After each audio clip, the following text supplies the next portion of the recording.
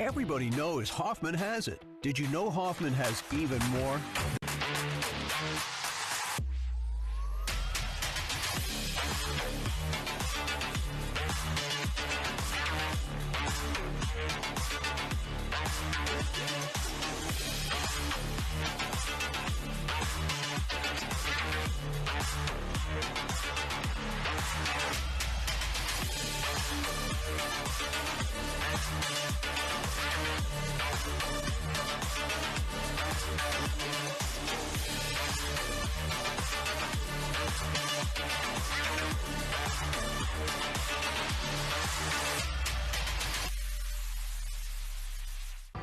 Welcome to Landis Field here in Harrisburg, Pennsylvania for a great backyard fight tonight. We're talking about a football game between Central Dauphin and Central Dauphin East. One of the great rivalries here in Harrisburg. Central Dauphin coming to the game 2-4, 2-3 in the Commonwealth. On the other side, Central Dauphin East 6-0, 5-0 in the Commonwealth coming to this game tonight. Brought to you by the Pennsylvania Housing Finance Agency and also Hoffman Ford right here in the local area. Good evening, everyone. I'm Gary Sutton. Alongside of me, Ford Chapman Championship coach at Bishop McDevitt High School. And Ford, we've got ourselves a good one here tonight. You've coached at Central Dauphin. Not having the kind of year they normally do, 2-4 right now. But one of the guys we're going to look to tonight is a guy with a great name here for Harrisburg, Mr. Harris. John Harris III, right? Yes, Harris is one of several players offensively that's going to have to control the football and grind it out, shoot clock. If not, CD East Panthers has an explosive offense, and they better be careful putting the ball in their hands. The CD East Panthers coming to this game tonight 6-0, 5-0 in the Commonwealth. And when you say the Panthers, you can start with number 8, Leon Parsons. Out of the backfield, Parsons is phenomenal, both catching the ball and running. Also, they have a nice passing attack. They've been a troubled time for every team they played so far. 34.5 points a game they're averaging right now. They're only giving up 7.5 points a game. On the other side, Central Dauphin, 17.5 points a game. They're scoring, giving up 18.5. But they played some tough teams very similarly to CD East. So this game is not necessarily a blowout in paper tonight, but if you're CD, you got to think about controlling the football, right? Absolutely. The pundits would say probably Central Dauphin East is a touchdown, anywhere to a 2-touchdown favorite. But Central Dauphin has a really good shot here if they do what we talked about and put some points on the board, which they've had a little bit of trouble with throughout the season. On the other side of the ball, Central Dauphin also has to play great football defensively as well because CD East is a big play kind of team. They've had big plays against every team they've played so far, and right when it looks like the other team's making a run like Cedar Cliff did, like Cumberland Valley did, East responds on offense and goes back up with the lead by more than one score. But ladies and gentlemen, boys and girls, this is a rivalry game, and anything that can happen, as we found out over the years, and you're about to see it all right here on High School Sports Live TV's Game of the Week, coming to you on ABC 27.4. So a while back, I thought to myself, I'm never going to own a home. I'm going to have to rent forever. I didn't have money for a down payment. I had no credit history, and I just got out of a divorce. But PHFA showed me that home ownership is possible. They offer me a low-interest mortgage and a way to manage the closing cost. To me, this is more than just my home. It's a huge accomplishment and a new chapter in my life, thanks to PHFA. Hi, this is John Timbalbo then and now. Yep, I'm still alive with my son John celebrating 50 years of serving York County. Timbalbo is proud to remain locally family-owned and operated with deep roots in our community. Celebrate 50 years with special promotions, giveaways, and savings. Thanks to all our employees and to our customers. How you doing there, Dad? Ready for another 50 years. See you at Jack Timbalbo Family of Dealerships. And good evening and welcome to Landis Field for tonight's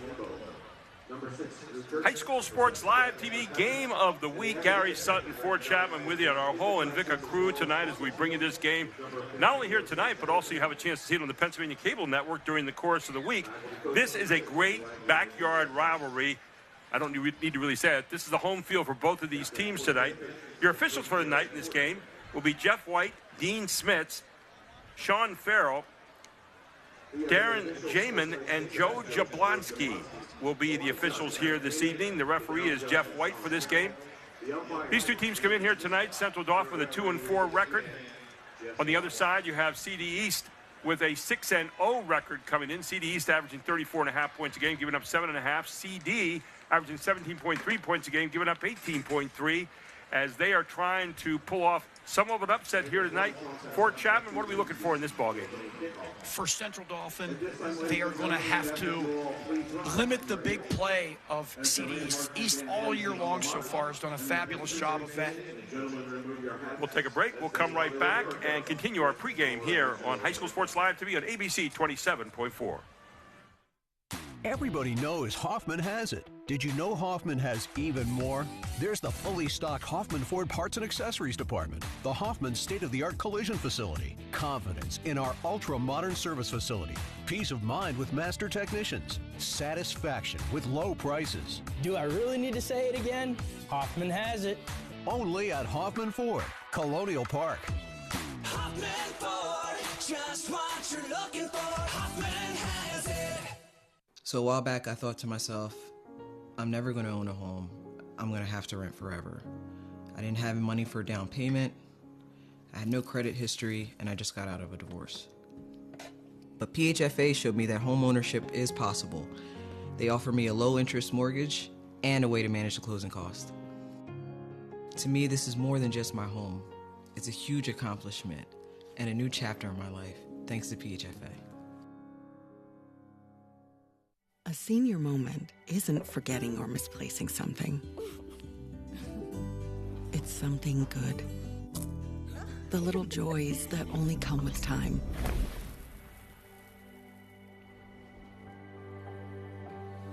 With Capital Blue Cross Medicare, you'll have the peace of mind to savor more senior moments. More coverage, more benefits, less hassle. Capital Blue Cross Medicare. Hi, this is Jonathan Balbo then and now. Yep, I'm still alive with my son John celebrating 50 years of serving York County. Timbalbo is proud to remain locally family-owned and operated, with deep roots in our community.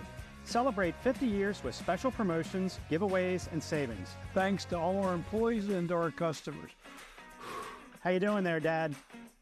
Ready for another 50 years. See you at Jack Jimbalbo Family of Dealerships. Do you want to answer that? Nah, I'd never with a kid in the car. It's okay. I'm not here.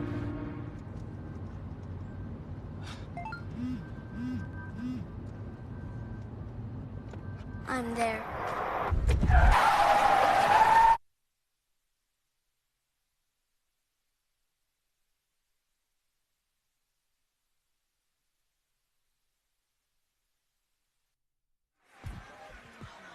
And just about ready to get this one underway at Landis Field tonight. It's Central Dauphin and Central Dauphin East here on High School Sports Live TV's Game of the Week. Glenn McNamee brings his Central Dauphin team here tonight. He's in his 19th year. He won a state championship in 2011. My partner here was an assistant on that team. And then in 2019 was in another state championship game, lost to St. Joe's Prep, as everybody usually does each year at the last game of the season. On the other side, Lance Dean has a little bit of experience, too. He's an assistant coach over at Steel High, where they won a state championship.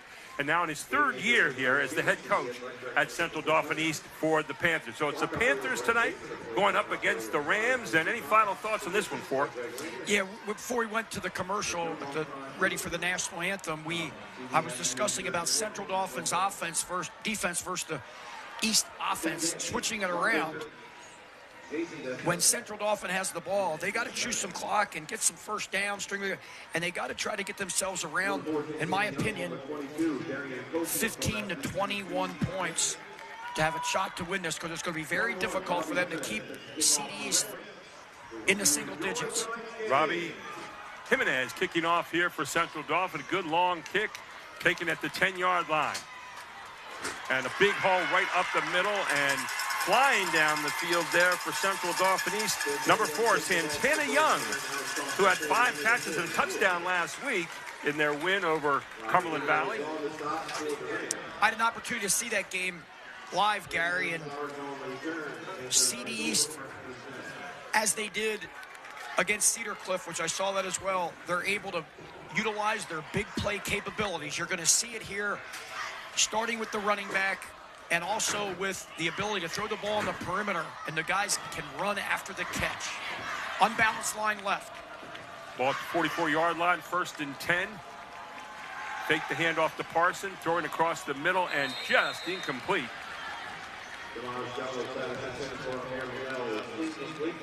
So it'll be 2nd down and 10 from the 44-yard line. Central Dauphin defensively, Coach Sean Rossler's been here for a long time. He started coaching at Central Dauphin under George Chomp in 1999. His defensive assistant linebacker coach Paul Lynn has played here 97, 98, and 99. Kamaj Jala at the quarterback spot. Right behind him is Parson. Parsons had a rushing record last week, 315 yards, and he bolts out of the gate here and gets out to the 50-yard line before he's taken down. Gain of 6 yards in the play will bring up 3rd down and 4. Looked like Cooper on the stop, Gary. Came up from his linebacker position, made a really nice tackle.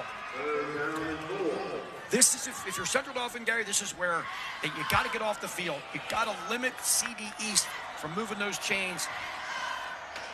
And here's the first chance they have. And here's Jallo at the quarterback spot. Parson right next to him was the sidecar. Ball at the 50-yard line. Fakes the handoff. Throws across the middle, up in the air. Chance for interception, and that's exactly what Central Dauphin gets. And run out of bounds. And a late hit. And a late hit. Brandon Cooper. Brandon Cooper with the interception here.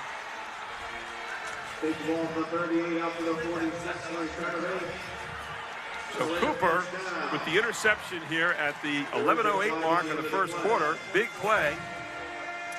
I think it might have been Kurtz. I think that was a 6, not an 8, but I could be wrong, Gary, on that interception. I think it was the safety Kurtz that flew over, but it's tough to tell. There's 6 and 8 there. Let's take a look one more time here and see what we got.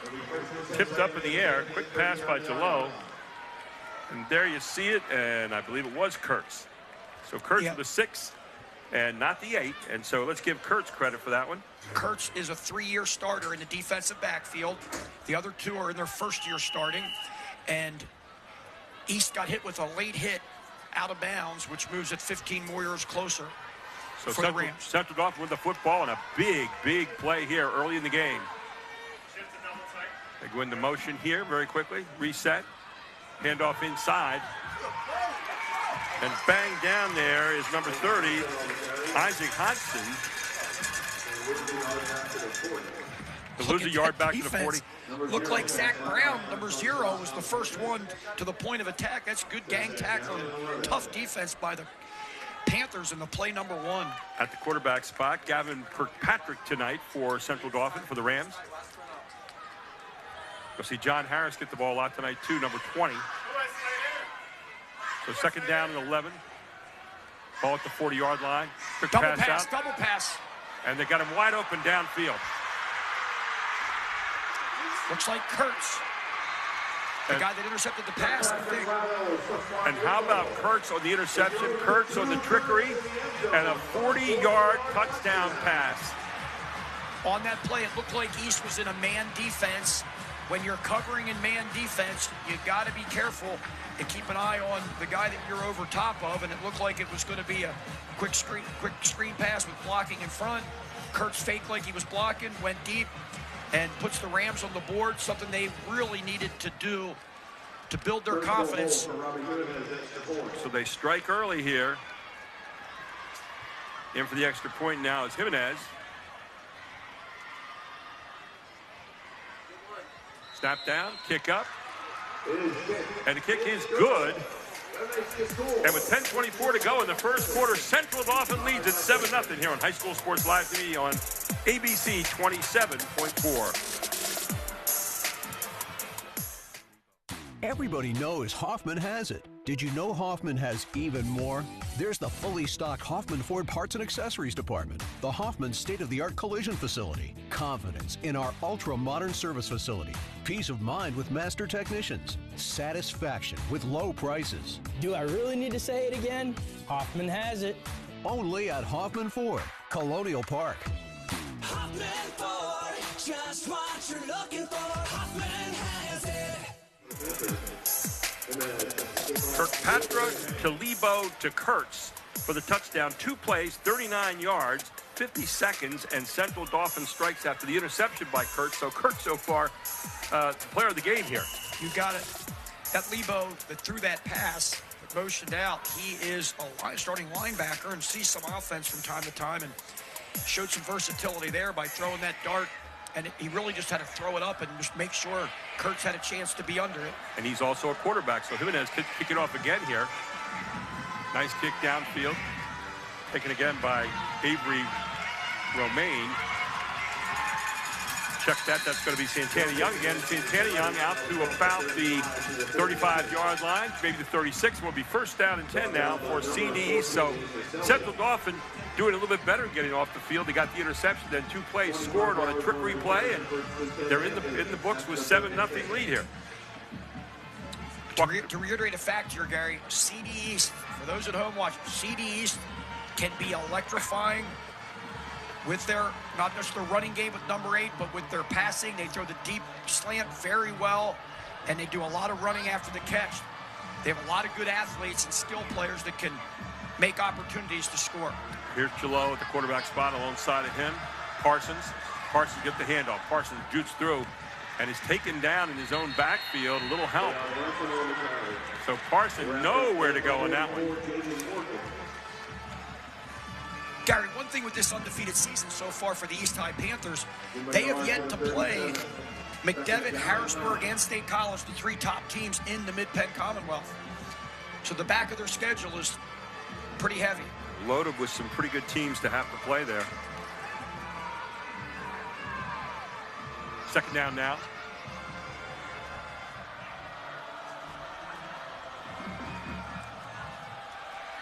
And a pass out here on the wing is not going to go anywhere. And good coverage by Central Dauphin.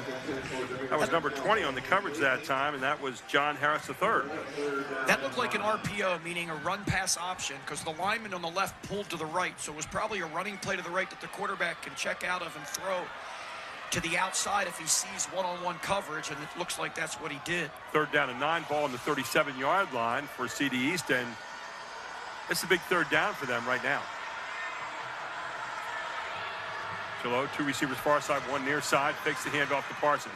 Getting chased out of his backfield again, trying to get out of there, and it's going to get stepped out of bounds, I believe. And the official, I thought he maybe stepped out a little bit further back, about the 37, but the official let him go. So he gets out to the 41-yard line, but looks like they are going to punt.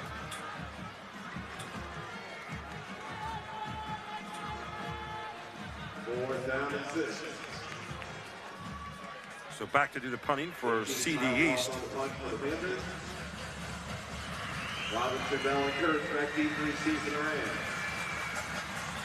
Left-footed kicker gets it out of there. That was Kyle Bloss. And taken by CD and back upfield. Again, pretty good starting position at the 38-yard line for Central Dauphin. So, and that was Kurtz. That was Kurtz on the return there. Gives them good field position, Gary. Up 7-0 already. The Rams wearing the all green tonight against the East Panthers wearing all white and black. Yes. White and black are the Central Dauphin East Panthers colors. On the other side, you got green and white for Central Dauphin. Central Dauphin with the football here. 38-yard line, 1st and 10. Good starting position again for Central Dauphin. Got a double tight trip set. Kirkpatrick barking out the signals, takes a look at the sideline, waits for a play. Clock down to 14, now 12. And Central Dauphin, no need to be in a hurry. Here's Kirkpatrick. Looks like he wants to keep it himself, either a busted play or a quarterback draw, but Kirkpatrick's going to get thrown forward for a gain. He was trying to go to Kurtz, lined up at right tight end, who was running a seam route off play action, but he got held up there by the defense and was never able to get really out on his route. So however, picked up 5 on the play, so it'll be 2nd down now and 5. They just moved the ball back. They just moved it back 2 yards. So 2nd down and 7 now. Ball located on the 41-yard line. Looks like East is in a man defense. Playing man defense allows them to really jam the box, Gary, and try to stop this Central Dauphin running game. You can see the defensive coordinator here for East running down the field. There's Kirkpatrick. Lots of pressure. Throws out to the flat. Nope, just about intercepted. as Parsons had his hand on the, make that rather number 9, Abu Thali had his hands on the ball but couldn't bring it down. So it'll be 3rd down and 7 now. Ball still at the 41-yard line for Central Dauphin. Lance Dean, you mentioned he played at Bishop McDevitt. McDevitt's rector under Jeff Rector for years likes to play a lot of man-to-man. And Coach Dean was the defensive coordinator, as you said, at Steel High when they won the state title a few short years ago. In his 3rd year at East, and he's playing a lot of man here, defensive coverage-wise. Speaking of McDevitt, that's who Central Dauphin will play next week. So 3rd down now. Blitz off the edge. Bad one. Still has the football. Kirkpatrick trying to get out of there. Finds a man. Incomplete. And it's incomplete. So we'll bring up 4th down now. So didn't do very much with that set of downs. And Central Dauphin have to kick it out of there. And credit the East defense for realizing what Central Dauphin was trying to do on that seam route a few plays earlier and making sure they jammed up that tight end and not allowing him to get out in the route. We were talking about CD East record so far. They beat York High to start the season 40-6, 50-2 over Chambersburg, 28-27, a close one over Cedar Cliff, 21-12 over Carlisle, 34-0 they whitewashed Altoona, and then 34-28 over Cumberland Valley last week. Good punt out of there. Nice high kick. Fair catch called for and taken at the 25-yard line. Santana Young taking that one in. So it'll be 1st down and 10 now. Their 3rd possession of the game here for Central Dauphin East. Ball at the 25-yard line. Keep up with PCN and Pennsylvania Sports on social media. Follow PCN on Facebook, X, Instagram, and YouTube. And thanks to all the audience around Pennsylvania for watching this backyard rivalry here with Central Dauphin and Central Dauphin East right here in District 3 in Harrisburg, Pennsylvania. I'm Gary Sutton alongside of me, Ford Chapman, Chad Edwards, and the whole Invica crew bringing this to you tonight. So it'll be 1st down and 10 now. The ball at the 25-yard line for CD East. Here's Santana Young split out here by himself to the near side. There goes Parsons. Parsons trying to find some room to run, and he is the target tonight so far for the CD defense. Sure is. That's where I'm expecting the Jalo to put the ball up out here to. He set a record last week with 315 yards. A new record passing Chase Edmonds, one game, 315 yards and 4 touchdowns last week, was player of the week. So this guy is full of talent, but so far CD has bottled him up for the most part. 2nd down 10, ball at the 25-yard line. One-on-one coverage basically out here in the corner. They're still going to run it. And there's Parsons. Parsons slashing his way through, gets out past the 30-yard line near the 34.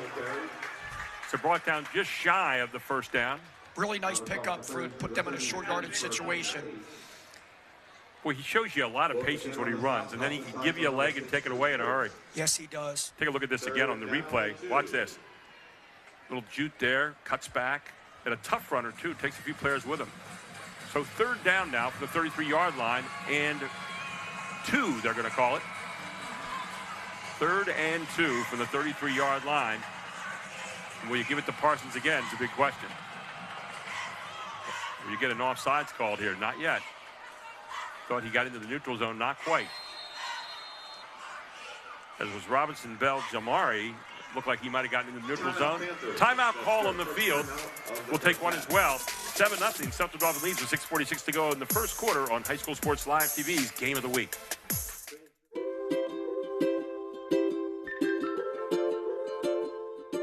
All across Pennsylvania, families are living their lives in their own homes. Not long ago, none of these families believed it possible. And then they discovered there was someone who could help. What was once only a dream is now a reality. Welcome home.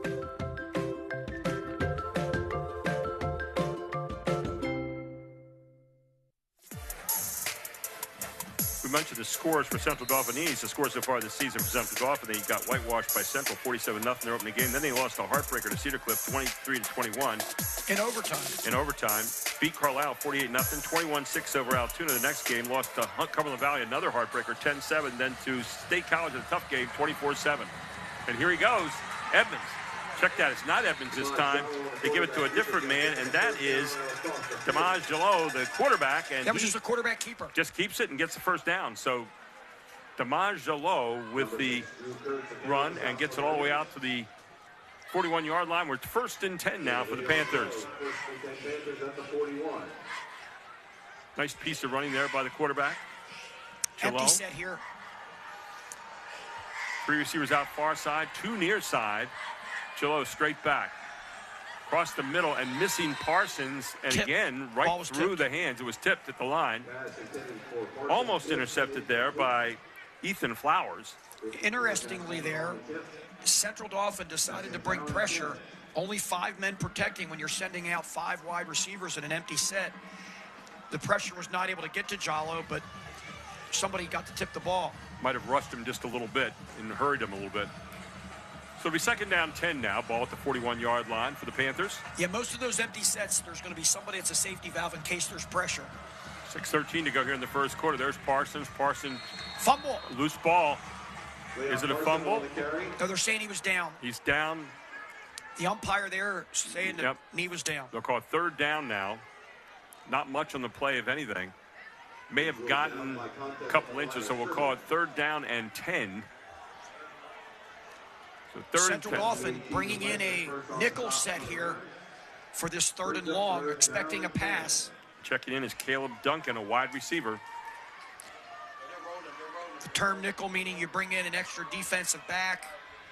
Brought in a linebacker who plays the pass better as well. Too high. Clock running, 5:28 to go here in the first quarter. Chillo looks. Chillo up the middle. Chillo caught. He's got some room to run. Chillo dodges. I think if he stayed in the middle, he might have gotten the 1st down. But instead, he's brought down short of the 50-yard line. It's going to bring up another punt for the Panthers. You got to be really happy. Sean Rossler's defense is really stepping up these first 3 possessions. So Central Dauphin apparently has stopped again unless Central Dauphin East decides to go for it here in the 4th down. They're lining up as if they are going to go for it on 4th and 4. I highly doubt it. Try to draw them offside. With field position. Wouldn't be surprised. They tried it already and then called a timeout in their last 3rd down. Now this is a 4th and short, 4th and medium. So DeMage, they're going for it. They're going to go for it. And they hand it off to Parsons. And Parsons going to get it and a little bit more and continues to take a whole group with him. Looks like a scrum.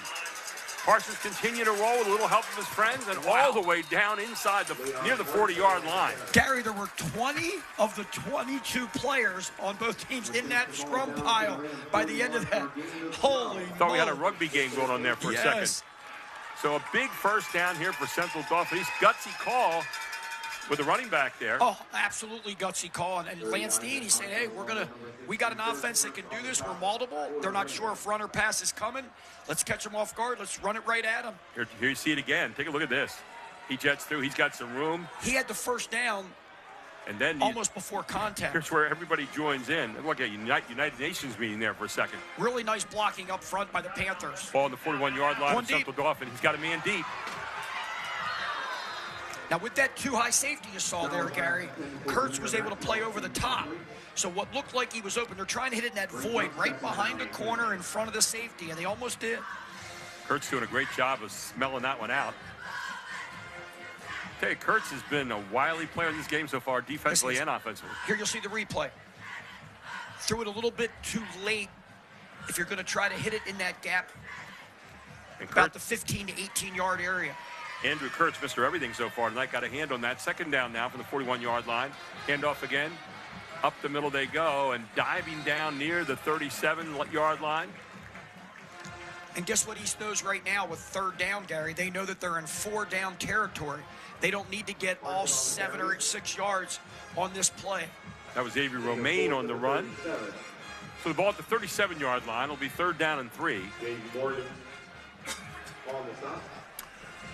Romaine in there right now. Chillo comes over, checks what he wants to call here. Sooner or later, we're going to see number 4, Santana Young, out here all by himself with the pass. Here it comes. He throws it out in the flat. Caught it from his knees. Santana Young catches the ball right on the 1st down yardage and gets the 1st down. And CD East continues to march here. 3:05 to go in the first quarter. Trying to answer the opening touchdown by Central Dauphin after the interception. And they're converting on 3rd and 4th down. So the Central Dauphin defense is playing tough, but East is just finding a way to convert. First down at the 30-yard line. Got him that time. Encroachment, so it's going to be a 5-yard penalty. Offsides against the Rams, and so we'll march it down. It'll be first down and 5 now at the 25.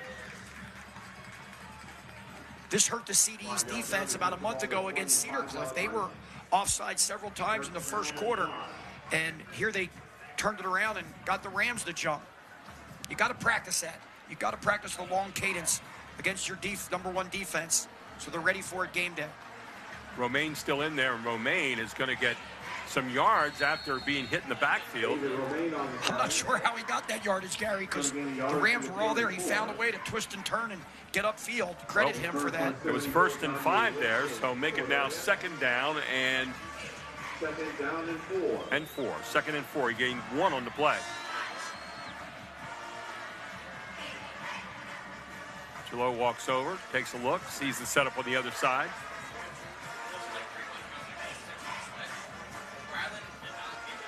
This time he's got straight back he goes, looking. Man in the end zone. And touchdown. Lamel. 34-yard touchdown pass. CD East answers the touchdown right here as he caught his man, Amir Lamel. And Lamel's dad is Brian Lamel, a basketball, football star, quarterback from Harrisburg, played for Kirk Smallwood's basketball team, very good athlete. And those genes got passed right down to his son, the receiver, who made a great seam route and catch and touchdown score. Great pass there to the end zone. In to try the extra point now is Caleb Duncan. Kick is up. Kick is good. And with 1:53 to go in the first quarter, we're tied up here. Central Dauphin 7, Central Dauphin East 7, all on High School Sports Live TV's Game of the Week on ABC 27.4. Hi, this is Jonathan Balbo then and now. Yep, I'm still alive with my son John, celebrating 50 years of serving York County. Timbalbo is proud to remain locally family-owned and operated with deep roots in our community. Celebrate 50 years with special promotions, giveaways, and savings. Thanks to all our employees and to our customers. How you doing there, Dad? Ready for another 50 years. See you at Jack Jimbabo Family of Dealerships. And welcome back. And CD East, 23-yard touchdown pass, 12 plays, 75 yards. Took up 6 minutes and 18 seconds for a well-conceived drive with some big third down and one big fourth down conversion. Most coaches are going to punt in that situation, having the ball around midfield, but Lance Dean said, we're going to roll the dice and we're going to run our stud running back, and he found a way. Here's the kickoff. Downfield to Central Dauphin, a squib, and it's loose ball. Does CD East have it? Yes, you bet they do. And CD East covered it up over on the far side. And covering up for CD East, Caleb Duncan. If you're Central Dauphin, you've got to catch that football. It's right to you. You don't run before the catch. It looks like, if you watch this replay, if we can get it, well, we'll see it at some point, but he tried to just catch it in stride and run on a kick like that where they're going to hit you pretty shortly. You got to make sure you have the ball first. Well, another big opportunity here now for CD East. These are the turnovers. There it is. You just can't afford that if you're Central Dauphin. Not this at all. East High offense has too much firepower. We got somebody down with a cramp right now. So man down on the field with a cramp at the moment. We'll take a very quick break here. We'll come right back. This is High School Sports Live TV's Game of the Week from Landis Field tonight. Central Dauphin and Central Dauphin East. A senior moment isn't forgetting or misplacing something. It's something good. The little joys that only come with time.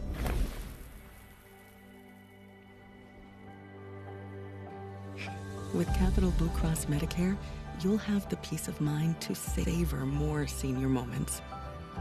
More coverage, more benefits, less hassle. Capital Blue Cross Medicare. Everybody knows Hoffman has it. Did you know Hoffman has even more? There's the fully stocked Hoffman Ford Parts and Accessories Department, the Hoffman state-of-the-art collision facility, confidence in our ultra-modern service facility, peace of mind with master technicians, satisfaction with low prices. Do I really need to say it again? Hoffman has it.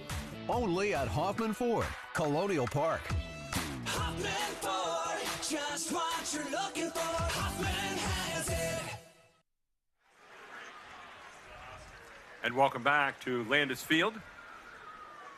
1:52 to go here in the first quarter, 7-7. And cramp is going to be maybe part of the order of the day. Pretty warm night tonight here for football, about 70 degrees at game time. Even as though it's not, in the high 70s, Right. low 80s, whatever, you still got to pump your liquids throughout the week to help avoid, hopefully, the cramping. Rylan Roach coming off the field after getting that treated and drinking some water along the way, as you would expect. So it'll be first down now, and 10. Quad set to the right, empty set, but 4 wideouts here to the wide side. Ball at the 38-yard line. Shallow. Long pass downfield, a little bit overthrown. If we can get this replay, Gary, let me show you what they did here. They tried to trick. They tried to trick you. They have a lineman that's lined out here to one of the receivers, and they put at the tackle spot to the left a receiver. It's a very tricky move that, here it is. The one guy out here, he's ineligible. He can't go out for a pass, but they're trying to slip the tight end who's playing left tackle. And it almost worked. So it'll be second down and 10. Ball still at the 38-yard line. CD East recovered the fumble on the kickoff. And they have set up shop here again. Play clock down to 7 now. Here's your handoff to Parson. Parson gets taken down in the backfield on a beautiful tackle there. Down by 78 team in Western. Loss of 2 back to the 40-yard line. Looks like Westrick on the tackle, Gary. It's just so ironic that a Lance Dean team tried that trick play, who played for McDevitt, because McDevitt ended up losing the state championship against Allentown Central Catholic on the last drive of the game. Allentown Central Catholic did just that to McDevitt at Hershey Stadium in the fourth quarter. Westrick Teakin on the tackle there. So it'll be third down now. 12 yards to go. And a big play coming up again for CD East. They have done well tonight on their third down and fourth down conversions. And this time, timeout for CD East as the clock was running down to 0. We'll take one as well. 7-7. 1 minute to go here in the first quarter. This is High School Sports Live TV's Game of the Week on ABC 27.4. Do you want to answer that? Nah, I'd never with a kid in the car. It's okay. I'm not here.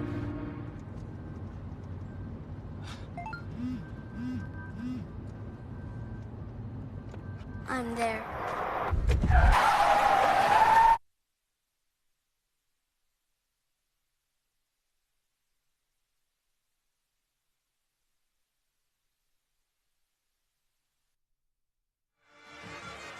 And we welcome in our PCN audience. If you're enjoying this game, get more PCN sports with PCN Select.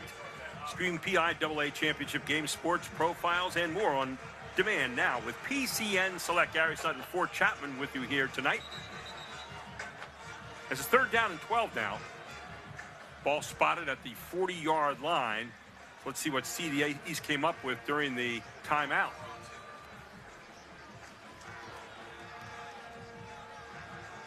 Four wide receivers out wider. They're all receivers this time, no linemen. So this isn't a trick play of any sort. Here They're going comes to the fire it blitz. out here. And they get it out to their man who can run, Mr. Parsons. And Parsons answers the bell, gets it down to the 20-yard or 30-yard line. Make that 20-yard line, rather. And make it 32-yard line. We'll get that one right after all. So 32-yard line, which will bring up fourth down now. Fourth down and 4 yards to go, and they don't even think about it. They're going to go for it right here. Almost drew the man off sides again. No penalty flag thrown. 14 seconds to go on the play clock. Shallow hands it off to Parsons. Parsons gets taken down behind the line of scrimmage this time, or behind the first down marker, rather, and Central Dauphin will take over on down, so a stand here by the Rams. Good defense there by the defensive front of Central Dauphin, led by number 61. Okonokwo, he was one that looked like he was in there on the tackle, and that gives CD the football. Big stop for the Very Rams. big stop. You're right. 17 seconds to go here in the first quarter. Here's Central Dauphin. 2 tight end set here.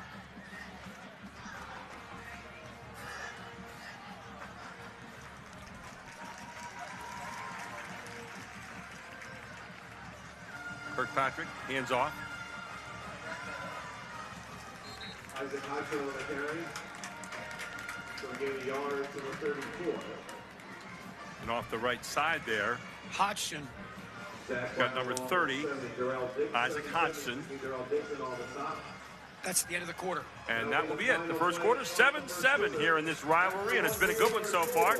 We get ready for quarter number 2. All here on High School Sports Live TV on ABC 27.4. In the dynamic world of construction, Groff Tractor and Equipment stands as your trusted John Deere and working dealer. With our extensive range of construction sales and rentals, we provide the equipment you need to tackle any project.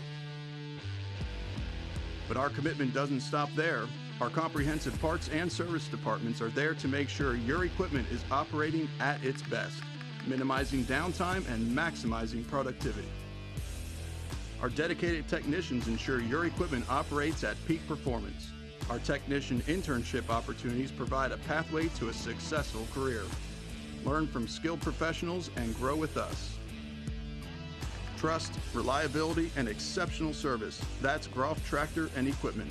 Stop by, give us a call, or visit our website today for more information. Groff Tractor and Equipment, your #1 source for everything under construction. And welcome back to Landis Field. We get ready to start quarter number 2 here. In the first quarter, CD had 43 yards. East had 85 yards. Both teams with 1 turnover so far. 1 an interception for CD and 1 a turnover with a fumble for CD East. Kirkpatrick looking for the bomb downfield. Thank you all for your participation. And just overthrowing his intended target. Looked like he was trying to hook up there again with Kurtz that time. So it'll be second down.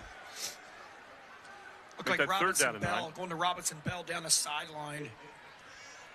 And Robinson Bell was the intended target over there. Jamari Robinson Bell, 6-foot senior.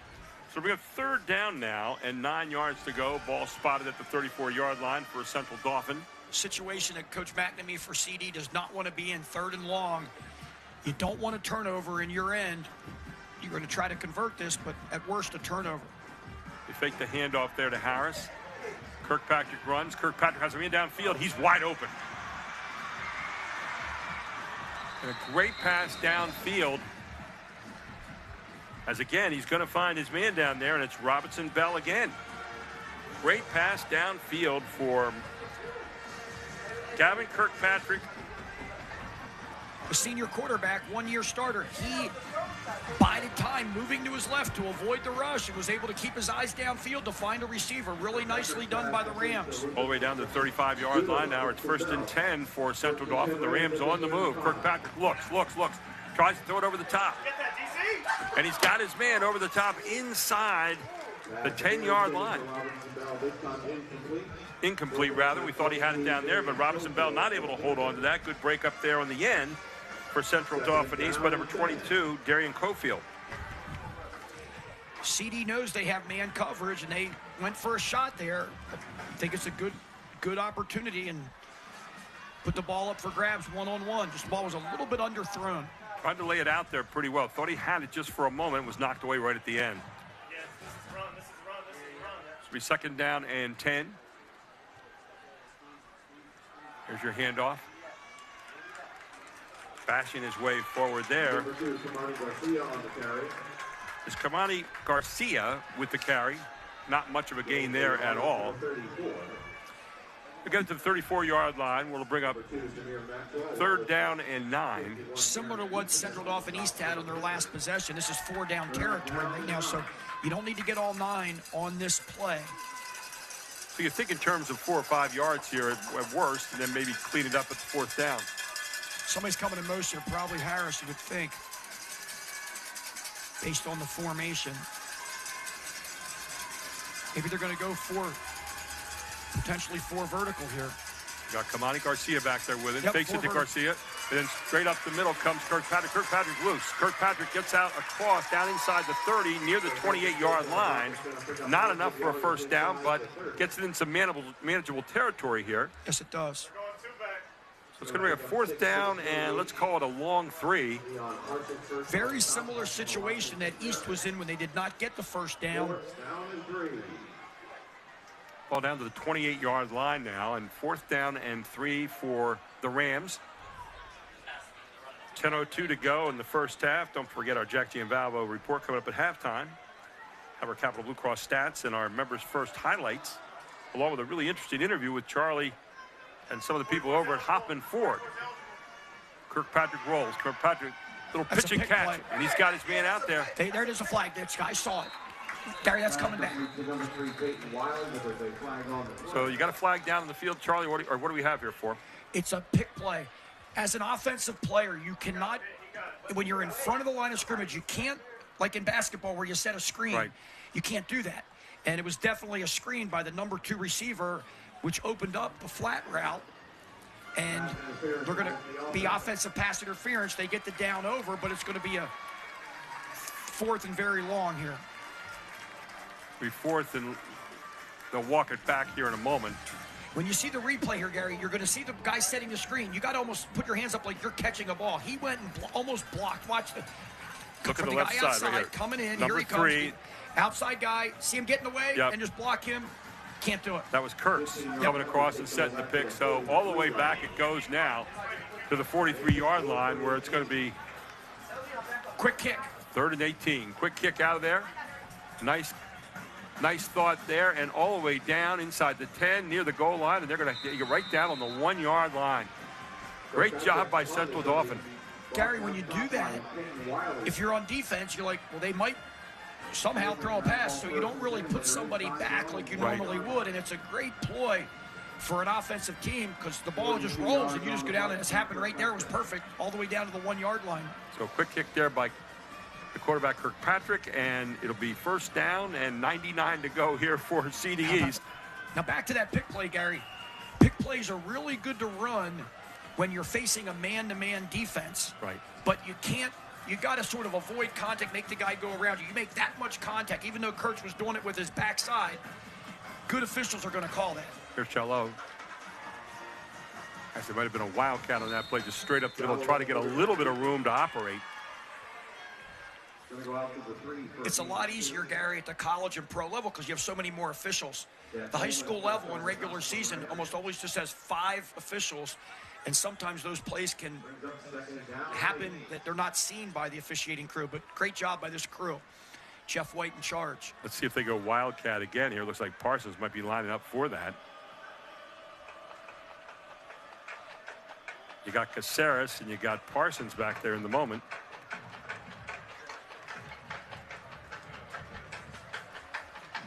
There's Jalot calling out the signals. Jalot takes it, hands off to Parsons. Parsons off the right side and just wrestled down there inside the 5-yard line. Not much on the play at all. It's amazing how very rare we see a quarterback under center in a lot of these games in high school nowadays, Gary. Same thing in college, obviously. So many players in shotgun, but in this instance, the team decided to go under center because they're so close to their goal line, which is a good decision. And what a great field position play by Central Dauphin to do the quick kick, get them down on the 1-yard line. And you have to be careful down here for Central Dauphin East. And you got to have room for your punter. They're out around the what looks to be about the 3-yard line. Ball's on the 3 right now. Looking past. He's got Santana Young out here for a first down, big-time first down for Central Dauphin East. And they get some room to operate now as they get it out to the past the 15-yard line. A great passing catch. Did you see the timing on that? Great. You can see that East really works hard on this because the quarterback released the ball before the receiver even stopped on that deep hitch route. Very well done. Take a look at this. Very difficult to stop as well. There you see the ball, and you can see very nicely to Santana Young. So Young, quick run to the outside. Quarterback keeps it there. So Jalot with the run, and he's actually going to lose a couple of yards on that. It's going to be second down and 12. Going to lose 2 yards back to the 15. So the ball now on the 15-yard line. Will be second down and 12 now. Good lateral movement that time. And tackle led by Central Dauphin's number 30, Isaac Hodgson. We've called his number a few times tonight so far. Empty set. So We need 5 wideouts. Jello, he loves to pass to Santana Young whenever he gets a chance. Number 4, keep your eye on him. They have Central Dauphin spread out here if they want to throw it to this wide side here to the left with the trips receivers. And a lot of times you might see a quarterback draw here. And there you go.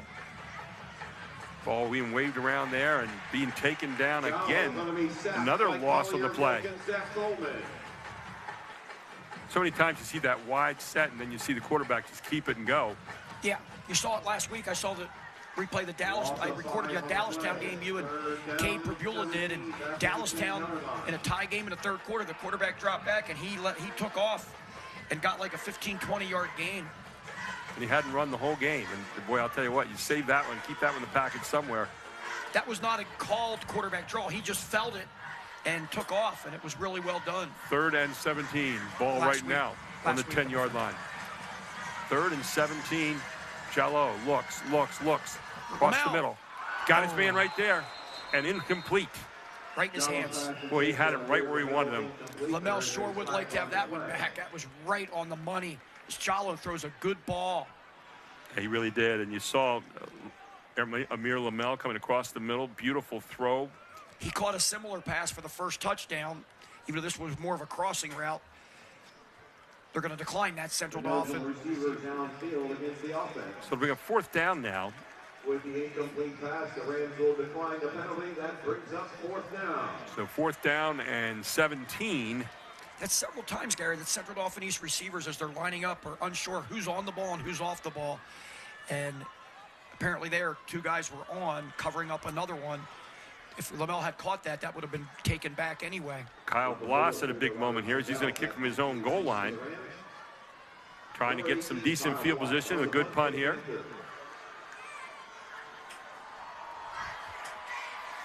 All set up by that great quick kick, as you said. It was. That really laid him in the hole.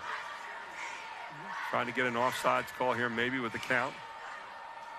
Long count. Bloss gets it. Everybody coming. And Bloss gets it out of there pretty well, but it's taken right there at the 36-yard line and taken down by Central Dauphin. Risky there. Very risky, as you saw number 4 take that one. That was Robinson Bell and Chancey at the moment, but they get great field position again here, does Central Dauphin, and they're ready to go. 27 yards on the punt. 6:50 to go here in the second quarter. We've got our Jack Giavalvo halftime report coming up, and a great interview. Charlie Ford, he was over at Hoffman Ford today. We'll tell you more about that a little bit later on. So here's Kirkpatrick with the football. Still 7-7. It's a good one here tonight at Landis Field. First down ball at the 37-yard line. Kirkpatrick calls out the signals here. One receiver to either side. Man in motion, that's John Harris the third, and John Harris gets it in the handoff and bolts his way down near the 20-yard line, make that the 30-yard line rather. John Harris the third's dad is on the coaching staff at Central Dauphin, and he was a CD East graduate. Should be 2nd down and 3 now. Handoff again. Moving forward for a few more yards. Down near the first down yardage. Inside the 30. They got it.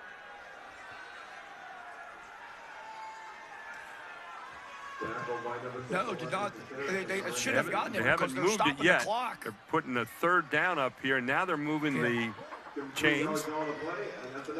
So enough for 1st down, and Central Dauphin going without the huddle here. A little bit of a hurry up. But they're sort of taking their time. It looks like a hurry up, but because they're in no rush here with 6 minutes to go in the first half. If it was up to Central Dauphin's choice, they'd get it down under about 2 minutes before they score. 27-yard line. Kirkpatrick looking, bolted out of the pocket and brought down. Grounding. Back near the 39-yard line. It's got to be grounding. You would think they had 85 somewhere there, but the ball went. And the official, I think, it's got to be intentional grounding, right? Yeah. Oh, yeah, Jeff White, the flag's down. He did throw the flag. I didn't see him throw it yet, but there it is. So all the way back to the 37. And intentional grounding from the spot spot of of the the foul. infraction, yeah. Only 5 yards from the spot. But it takes it all the way back to the 45-yard line, so you And a killer. had a big loss on that play. And it's going to be a loss of down. They have first down. It should be there. They're turning it to second right now. Good defense there by CD East. Talk about putting you out of scoring situation here. Second and a mile. Second and 28. Ball at the 45-yard line. Kirkpatrick rolling left, looking. Throwing Nothing. the flag route. Way downfield. Was it intercepted? No. Just missed. John Harris turned into a defensive back there because that ball was going to be intercepted. Almost intercepted by number 9. That was Abu Thali.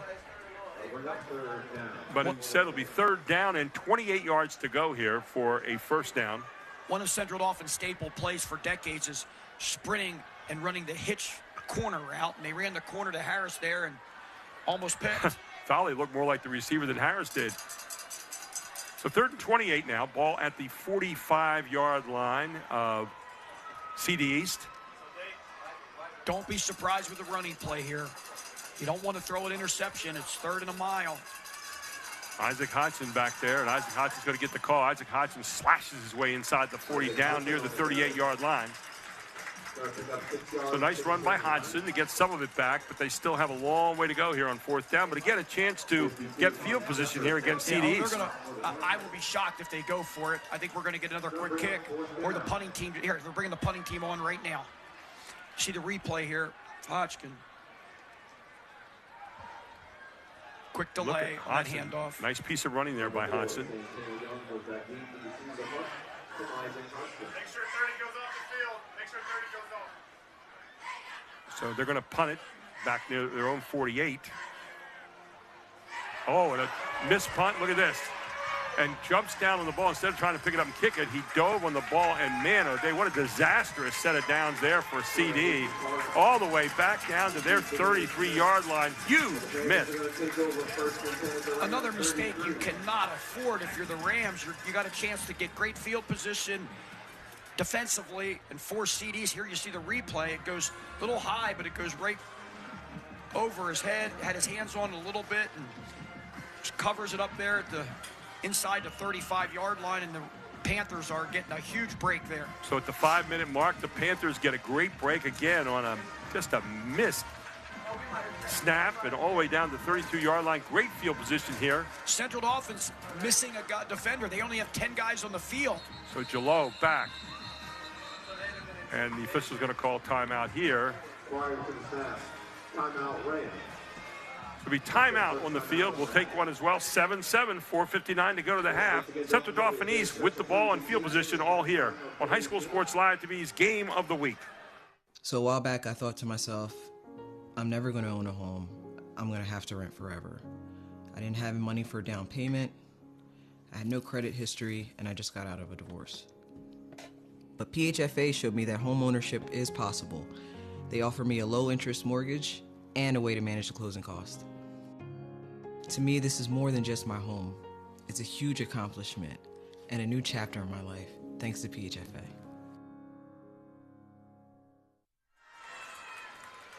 And a bad snap on the punt at the 5-minute mark has given CD East great field position at the 33-yard line of Central Dauphin in a 7-7 tie. 5 minutes to go here in the first half. Jack T. and Balvo halftime report will be coming your way at the half. Remember Capital Blue Cross stats and our members' first highlights. We got a lot of football to play before then. Jalot looks out to the flat. Santana Young has it again. Young makes a juke, gets inside the 25-yard line down to the 24. Boy, Santana Young has glue in his fingers, doesn't he? He sure doesn't. And if you're CD East, you just got to keep taking advantage of that until Central Dauphin either plays more press coverage or gets a defender out there in that gap. Now they're bringing a guy out a little bit more. Second down and 2. Ball spotted at the 25-yard line. Here comes number 8. You would think. Well, they're going to go again. Same thing. And again, it's Santana Young hangs on to it. And Young all the way down inside the 10 to the 5-yard line. Bobbled it for a moment, grabbed it back.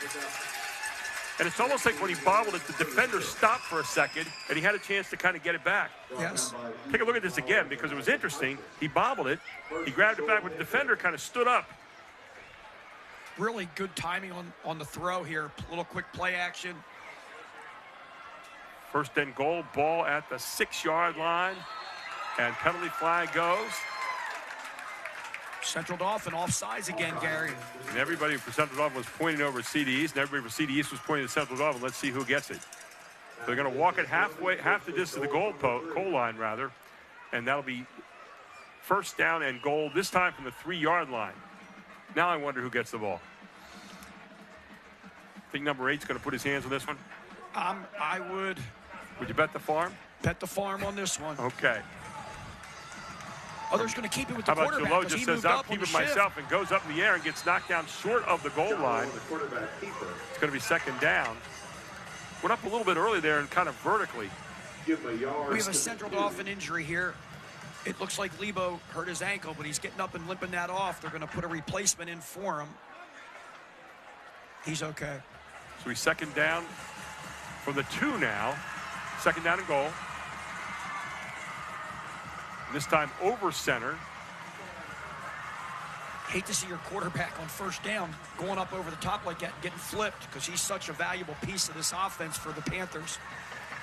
They're running it again. Going to do it again. He's going to dive over, try to, and instead of just go into the end zone. 2-yard run by Jalot. Touchdown for CD East. Jalot with a keeper. The good thing that does, Gary, offensively, it gives you an extra man. Back in the old days, you'd have the quarterback under center going to hand it off. Now you have another blocker, and he's, even though there are 11 players in the field, you don't have to get the handoff. You're getting the ball in shotgun and just following your blockers. Well executed by the Panthers there. Taking advantage of miscues by the opponent. Here's Caleb Duncan in for the extra point. Left-footed kicker.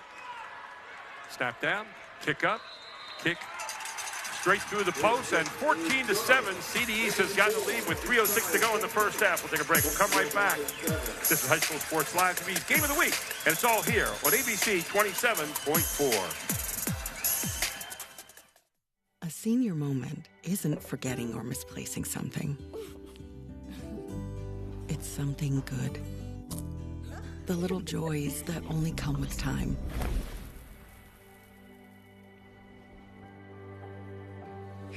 With Capital Blue Cross Medicare, you'll have the peace of mind to savor more senior moments. More coverage, more benefits, less hassle. Capital Blue Cross Medicare. And the 28-yard bad snap turned the ball back over to CD East, and they took 4 plays, 33 yards, 1 minute and 54 seconds to cash in with Jalot running it in from 2 yards out at the 3:06 mark here of the second quarter, and CD East with the lead, 14-7. First time in the game they've had the lead tonight. When you hear coaches talk about the importance of special teams, this game is such a great example. And we'll get to that in a moment here as we're on another special team. And don't be surprised if we see a high little blooper short. There's Caleb Duncan. And there's that high blooper you talked about. And taken right around the 20-yard line. Nice piece of running. That was Jamari Robinson-Bell with the kickoff return. And he gets it out to the 41-yard line. So a nice piece of running indeed by Robinson-Bell, and now Central Dauphin. We'll see what they can do with 2:59 to go here in the first half. As I was saying, coaches talk about special teams. The great quick kick that we alluded to already got CD East deep in their territory at the 1-yard line. But then you have a bad punt, snap, and then on top of that, you have before that, you have a guy that doesn't field a blooping kick, right, and you get 2 turnovers there, which were crucial. And a 28-yard loss on that bad snap. So first down and 10 now. Ball out at the 41-yard line for Central Dauphin. Man in motion, fakes the handoff on the jet sweep. And instead of dive forward on the play, by number 30, Isaac Hodgson. So you're Central Dauphin just a few short minutes ago, Gary, and you're going to try to take the lead. And you turn around, and now you're down by 7. Playing from behind, and a loss of 1 on the play makes it second down and 11. Ball back at the 40-yard line. It all started with the intentional grounding. Then the bad snap turned the entire field around. And now East is up 14-7. 16 seconds left on the play clock. Kirkpatrick takes the handoff to Got the Hodgson. tight end wide open. He's got him downfield, and he's got him. Beautiful pass downfield all the way down to the 30-yard line from Kirkpatrick as he found his man Kurtz again. Kurtz has been dynamic so far tonight and catches some big passes. Must have been a miscue defensively in the coverage on the left top of your screen. He ran right by the defender. Look at the touch he put on that ball, too, to get it to Kurtz. Very nice touch. 1st and 10 here for Central Dauphin. They are bottled up in the backfield. Got to pick it up if you're Central Dauphin. The clock's down to 1:47 and moving. And how about Zach Brown on that tackle for CD East? The Rams have 2 timeouts, Gary. Loss of the play of 2. Brings up 2nd down and 12 now. Ball down at the 32-yard line of CD East. They're taking their time. We're down under a minute 30. Yeah, clock management here, very important.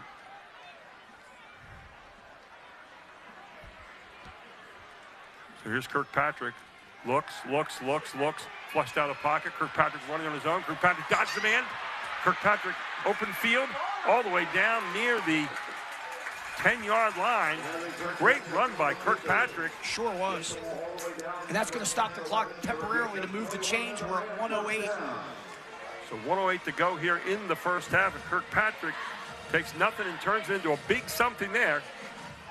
Ball all the way down to the 11-yard line. We're at 1st and 10 now for Central Dauphin. Kirkpatrick hands it off. Lebo. Through the left side. Lebo with the carry. Mark Lebo on the carry. 45 and running, but you have 2 timeouts, so you have plenty of time here, but you don't want to take too much in between plays. So Lebo slashes his way down. It's will be 2nd down and 2 now. Get your handoff again. I call a timeout if I'm Coach McNamee here. Get the timeout. You have plenty. Clock's down to 25. You're really taking this down. I think that's 1st and goal. That's where First really and goal. Right there it is. And again, it's Lebo. Lebo's taken down. Stop. 18 seconds, 17 seconds, and 16 seconds. Still moving. No call yet. Finally, 15 seconds. They call timeout. Make you a little nervous there, Coach. Well, you have 3 plays, and you still have a timeout. So you're going to have 2nd down and goal. Ball will be spotted at the 1-yard line. Now, if you don't get it on this play, on a running play, you're going to call timeout immediately, and then you're probably going to throw a pass on 3rd down to give yourself 4 opportunities. But you got to think everybody's looking for the running play here. So what are you calling here if you're Central Dauphin at this point in the game? I'm calling play action, and I'm going to try to hit somebody in the flat or on a curl route, and if it's touchdown, fine. If it's not, the clock stops. Right. So now we can run the ball on 3rd down, call timeout if we don't get it, and run the ball or do anything we want on 4th down. So now, big call here. If you do run it here and don't get it, call timeout. You got to throw it on 3rd down, or you won't get a 4th down if you don't get in on 3rd. So you throw it on this down and then leave yourself open for a run on the next down and then call timeout. Yes, the reason I would throw it on this down, it's unexpected. It's more unexpected on 2nd and about from the 1.5. Plus, you maybe give an option, too, to Kirkpatrick to run if he doesn't have the pass. So yes, but if you do run to Kirkpatrick, you want to get in the end zone. You got to get in the end zone, correct. Or you can call timeout, but... Okay, so 15 seconds to go. Ball spotted out the 2-yard line officially. It'll be 2nd down and goal. Everybody jamming right there. You're going to give it again to Lebo. Lebo take it down again short of the line, and you got to call timeout right away. And that's exactly what he does. So 9 seconds to go. It'll be 3rd down and goal. We always have coaches now calling timeouts because players used to have to call them. Only coaches couldn't call them, Gary. But if I'm a player, I know we need a timeout. Right. You mean midget football, and you know those players should look at all teams, not just all look and look at, hey, timeout. Don't wait for the coach to run down and try to get somebody's attention. That cost a lot of teams. This happens. It costs you a second or two. So now you've tried 2 runs into the line, haven't gotten very much out of it. Now you've got a 3rd down coming up. Oh, they're going to throw it. They're going to throw it, because if you run it, don't get it, the half's over. Yep. And Central Dauphin can't afford to not be able to get at least a field goal here. I doubt they're going to kick a field goal on 4th down if they don't get it on 3rd. And so far in 3rd down tonight, 1 for 4 is CD. So it'll be 3rd down now and 3. They lost a yard on that play. 3rd down and goal, but from the 3-yard line. I think what an end to this half. I think it's closer to the 2, actually. I know it says 3 on the scoreboard, but it looks like it's the 2. It's a very long 2, put it that way. So if I'm East, I'm expecting a pass here. Here's Kirkpatrick. He likes Kurtz in these kind of situations, right? Now they're going to shift. And a timeout again. East. For East. East wanted to see what they had set up. Got to look at the defense, saw the shift, and now East calls timeout. Their last one, so there are no timeouts left for either side. So again, we'll keep it right here. Don't forget our Jack G. and Balvo halftime report coming up. Do want to remind you, if you're watching around the state of Pennsylvania tonight, the PCN and High School Sports Live are partnering to bring you Pennsylvania high school football games all season long. Watch on cable or stream live with PCN Select. Visit PCNTV.com for the full schedule. Gary Sutton, Fort Chapman, and our great crew with Invica bringing you this game tonight, all here on ABC 27.4. And just, this has turned into exactly what we thought it might be, a great rivalry game thus far, and 2 teams battling out with a lot of pride. So this is a big stand here for CD East. On the other side for CD, they got to cash in right now. You're not going to get a better look than this all night long. If you're Central Dauphin, you avoid those special team miscues, and they most likely have the lead right now, or it's tied. And even though they are down 7, they score here, they win a halftime tied, even with the special teams miscues. Well, here they come, and they got a whole group. A little different look here for CD this time. And throwing for the end zone. Did he get it? Yes, he did. He caught it. Mark Lebo, this time not running, but catching it for a touchdown. It was 4th and goal from the 2. 3rd and goal. 3rd and goal, rather than the 2, Great rather. play here. Now, when you watch this, the center, if we can see this replay, maybe we'll wait till after the kick to try to tie the game, Central Dauphin here. Now we have that play is not going to count.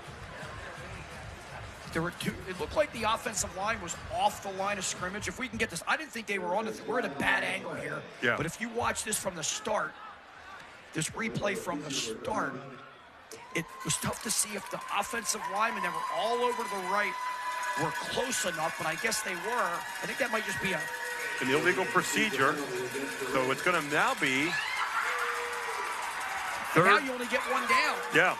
You got 3rd down and goal from the 9-yard line. That illegal procedure means there was not 7 on the line of scrimmage. You need to have 7 on the line. It looked like that whole offensive line was back a little bit, but we have a horrible angle here. 3rd down and 7 now. They're going to try a field goal on the last play of the half. So you're going to take some points here if you can. And Robbie Jimenez in to try this.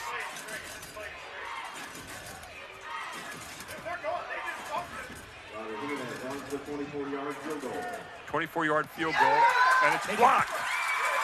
And CD East takes momentum and the lead in at the half. It's not over yet. He's still got the ball, heading downfield with it. What an end to this half. All the way downfield. Is it Thali? Abu Thali takes it all the way down the field. How long was that? No flags. 93-yard return unofficially. Thali. There is a flag on the play. Wait. But we have flags down, or do we?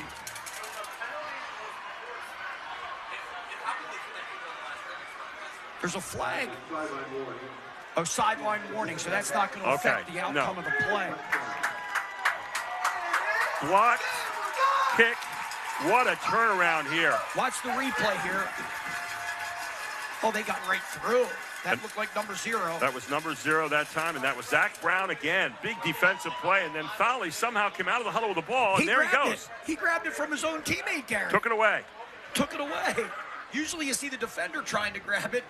I wonder if the guy that had the ball. All right. We're going to take a look at the camera angle here in a second. Yeah, I saw that. I don't think the knee was down. I looked at that. We'll see the replay here.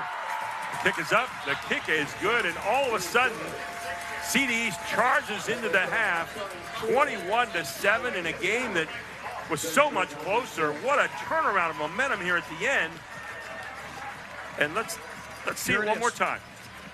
Now watch, you got the block kick. Here's Brown, gets a big paw right up there, knocks it down.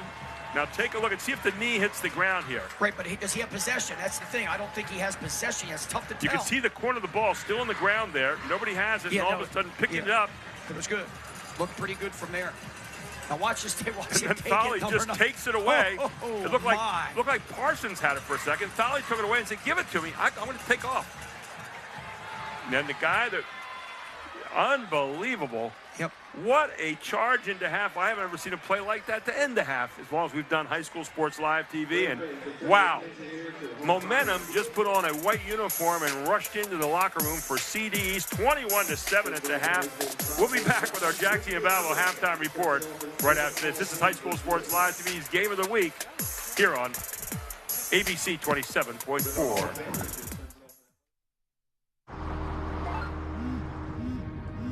Do you want to answer that? Nah, never with a kid in the car. It's okay. I'm not here.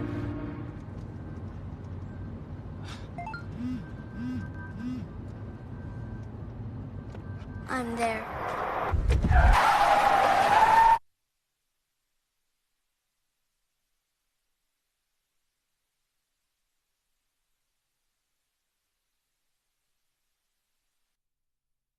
Everybody knows Hoffman has it. Did you know Hoffman has even more? There's the fully stocked Hoffman Ford Parts and Accessories Department, the Hoffman state-of-the-art collision facility, confidence in our ultra-modern service facility, peace of mind with master technicians, satisfaction with low prices. Do I really need to say it again? Hoffman has it. Only at Hoffman Ford, Colonial Park. Hoffman Ford, just what you're looking for. Hoffman has it. A senior moment isn't forgetting or misplacing something. It's something good. The little joys that only come with time.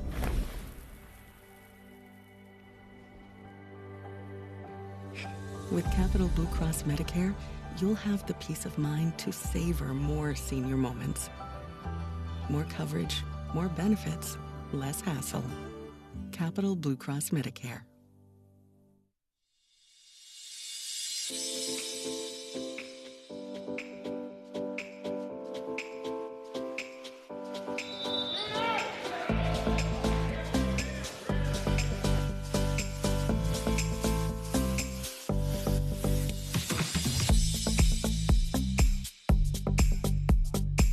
AT&T has something called a connected learning program nationwide and here in the Commonwealth, and it's really focused on addressing the digital divide, really focused on supporting young men like are behind us here, and really focusing on getting them the skills and the mentorship and the items they need to make themselves better. I really do appreciate this foundation, like a lot more than a lot of people like understand. Like really brought my day together and helped me keep my mind straight. And I don't know what position I would be in now if this place wasn't here. With all the negativity that surrounds life, with all we see on the TV, social media, folks pointing fingers, lack of opportunities, the media is actually here to cover something good tonight.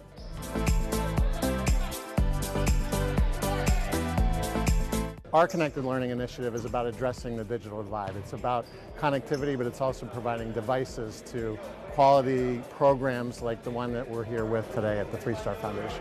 And these laptops are an AT&T donation to the 3-Star Foundation. I said donation, donation. Here to announce a $5,000 contribution to the 3-Star Foundation, in addition to the laptops and Chromebooks. Many of these young men have very challenging lives. Not all of them, but many of them. So this provides them the resource and the connectivity and the device that will allow them to advance their careers. The idea that folks are here from the private sector, people from the community, you got coaches that got hearts. The idea that you use basketball to be able to connect individuals with each other and provide mentorship and direction that actually is pushing into economic opportunity is brilliant. And right here in this room, there could be the next CEO of Microsoft. There could be the next mayor of Harrisburg. It could be the next president of the United States. Really, just use these wisely, use these to make yourselves better men in the communities, okay? And go out and make a difference.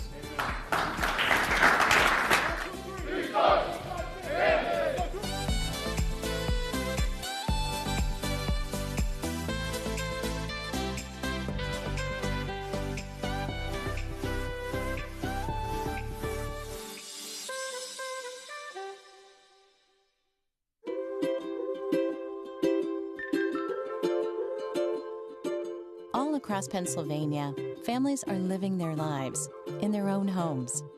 Not long ago, none of these families believed it possible. And then they discovered there was someone who could help. What was once only a dream is now a reality. Welcome home.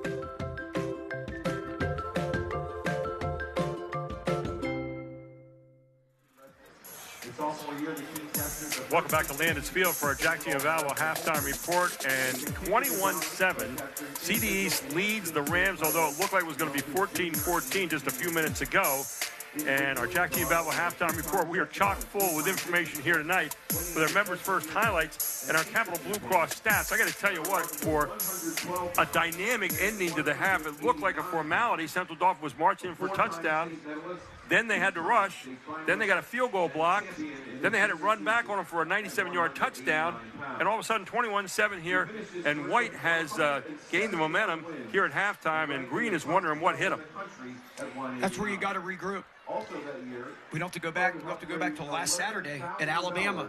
You saw an Alabama offense that was on absolute fire, scoring 4 consecutive. But the Georgia team did not panic.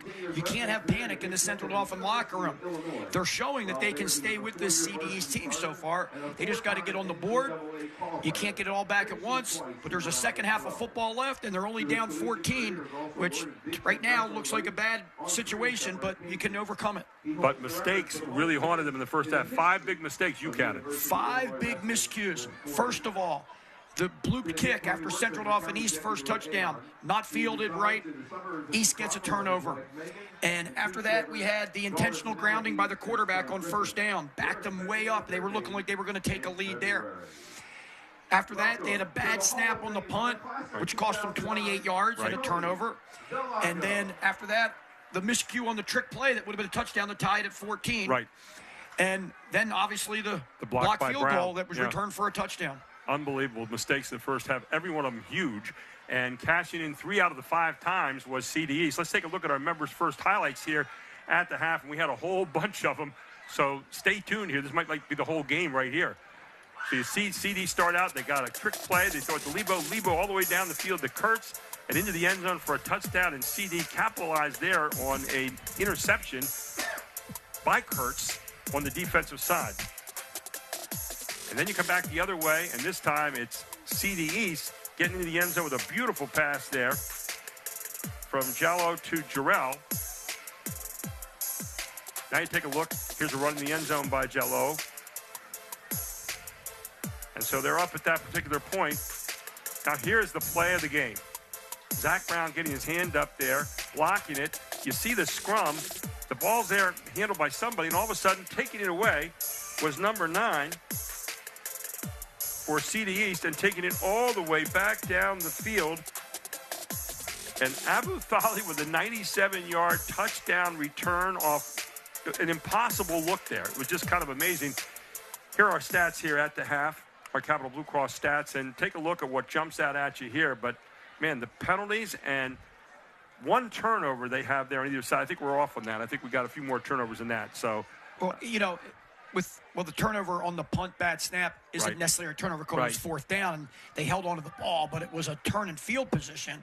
And Central Dauphin right there with 5 penalties, several offside penalties, not good. And obviously the worst of those penalties was I assume it was the illegal procedure was not having 7 guys on the line of scrimmage because they didn't blow it dead, and that was a killer for them. take a look at the total yards, though, 125 to 124 for CD East. I mean, it's about as even as it gets. Passing-wise, 20 yards difference, 46-25, 21 yards difference. So, it evened out the whole way through. A lot of it 99 for Central Dauphin there, and the passing was that first play, the trick play, the first pass play. And then on rushing, if you're Central Dauphin, you got to be able to consistently run the ball a little bit better. You expect to have more than 25 yards at this point. Well, you talked about big plays, but they weren't the kind of big plays we saw tonight. We were thinking about big running plays, big passing plays, but what we saw tonight were big penalties and big moments here and big swings of momentum in this game. Yes, and situations where you can't afford, if you're Central Dauphin, to have those mistakes and win a football game against a team like Central Dauphin East. Exactly right. Now, I know you had a chance today to do a little visiting, but Charlie Fortney had a chance today to get over to Hoffman Ford, one of our great sponsors here, and Hoffman Ford services both these areas a lot. And so let's see what Charlie had to talk about today over at Hoffman Ford, and you might even see Ford Chapman in on this one. Stay tuned.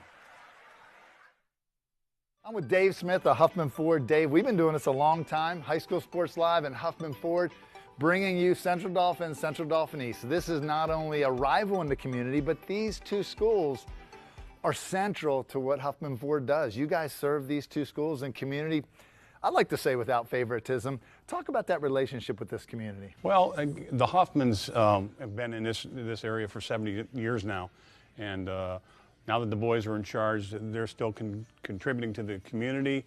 Both schools, it doesn't make a difference if it's a school, if it's something that Lingelstown needs in their township for us. We've provided cars for the 4th of July parade, so we're always here to do whatever we can do. You guys, like between the local township, the stuff they do over at Friendship Park, you guys are there for the community. It is a CD-CDs game, and I know you're not allowed to play favorites. Right. But do you have a pick for this game? Hey, guys, how you doing? Hey, sorry to interrupt here. Real quick, Dave, I ordered a Bronco recently. Is that by chance in yet? You know what, chap? I was going to call you after this was over with. Guess what I Is it got here? here? I got your keys right here. Can I finish the interview? Or? Not right now. Oh, wait a minute. He Let's wants go to. check it out. It's Okay. time. It's time. I Let's guess go that's see. what this is all about. Hey, Where is it? right here. Hey, you've got the Sasquatch package in this thing. Did you see this? Yeah, the big tires. Oh my, yes. Look at that. Look at the room inside of that. Oh, lots of room. Oh man, this is great. Can I drive it now? Yeah, take it. I'll see you at the game tomorrow night. Thanks. Appreciate it. I'll tell you what. He surprises me a lot, even on the broadcast, some of the things he says, but man, he came out of nowhere there. Where did he come from? He ordered a Ford Bronco? Yeah. I was actually sitting in one the other day there. We're going to have to talk about that after. Well, I have one here in the showroom. You want to look at it? I might. How many of those do you actually have on the lot? About 13 of them. 13. Yeah. Ford Bronco. It's a hot item. Okay, that was unexpected, but that's what you get with Ford Chapman. Back to the Huffman legacy, okay? They've been doing this for a long time. Right. When it comes to CD sports, CD community, they've been there. I see the scoreboard at the gym. Talk about why it's so important for you guys to give back to the community. Well, figure about the people that come in from the community that spend money in our store. Yeah. You want to be able to give back, and that's the biggest thing. Is we want to always contribute to the community, to the people that live here, and Lower Paxton Township, so that even gets into the McDevitt a little bit. So we help them out on occasion too. And I take advantage of it because my business is right up the street. But the service department, even the guys over at the body shop, has helped with some of our before and after care vans whenever they get nicks and bruises. Yeah. Thank you again for your service. Thanks. And we'd also thank Huffman Ford and all of our sponsors. Ford Chapman seems like the happiest guy out there right now. I don't know. Maybe there's a reason why. In the dynamic world of construction, Groff Tractor and Equipment stands as your trusted John Deere and working dealer. With our extensive range of construction sales and rentals, we provide the equipment you need to tackle any project. But our commitment doesn't stop there. Our comprehensive parts and service departments are there to make sure your equipment is operating at its best, minimizing downtime and maximizing productivity. Our dedicated technicians ensure your equipment operates at peak performance. Our technician internship opportunities provide a pathway to a successful career. Learn from skilled professionals and grow with us. Trust, reliability, and exceptional service. That's Groff Tractor and Equipment. Stop by, give us a call, or visit our website today for more information. Groff Tractor and Equipment, your #1 source for everything under construction. So a while back, I thought to myself, I'm never going to own a home. I'm going to have to rent forever. I didn't have money for a down payment. I I had no credit history, and I just got out of a divorce. But PHFA showed me that home ownership is possible. They offer me a low-interest mortgage and a way to manage the closing cost. To me, this is more than just my home.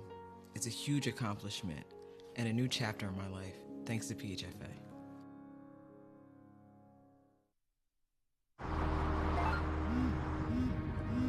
Do you want to answer that? Nah, I'd never with a kid in the car. It's okay. I'm not here.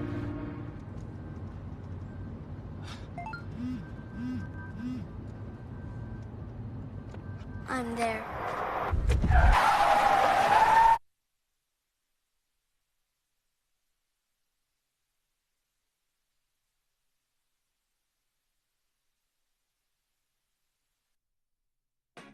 Hi, this is John Timbalbo then and now. Yep, I'm still alive with my son John, celebrating 50 years of serving York County. Timbalbo is proud to remain locally family-owned and operated, with deep roots in our community. Celebrate 50 years with special promotions, giveaways, and savings. Thanks to all our employees and to our customers. How you doing there, Dad? Ready for another 50 years. See you at Jack Timbalbo Family of Dealerships. A senior moment isn't forgetting or misplacing something. It's something good. The little joys that only come with time.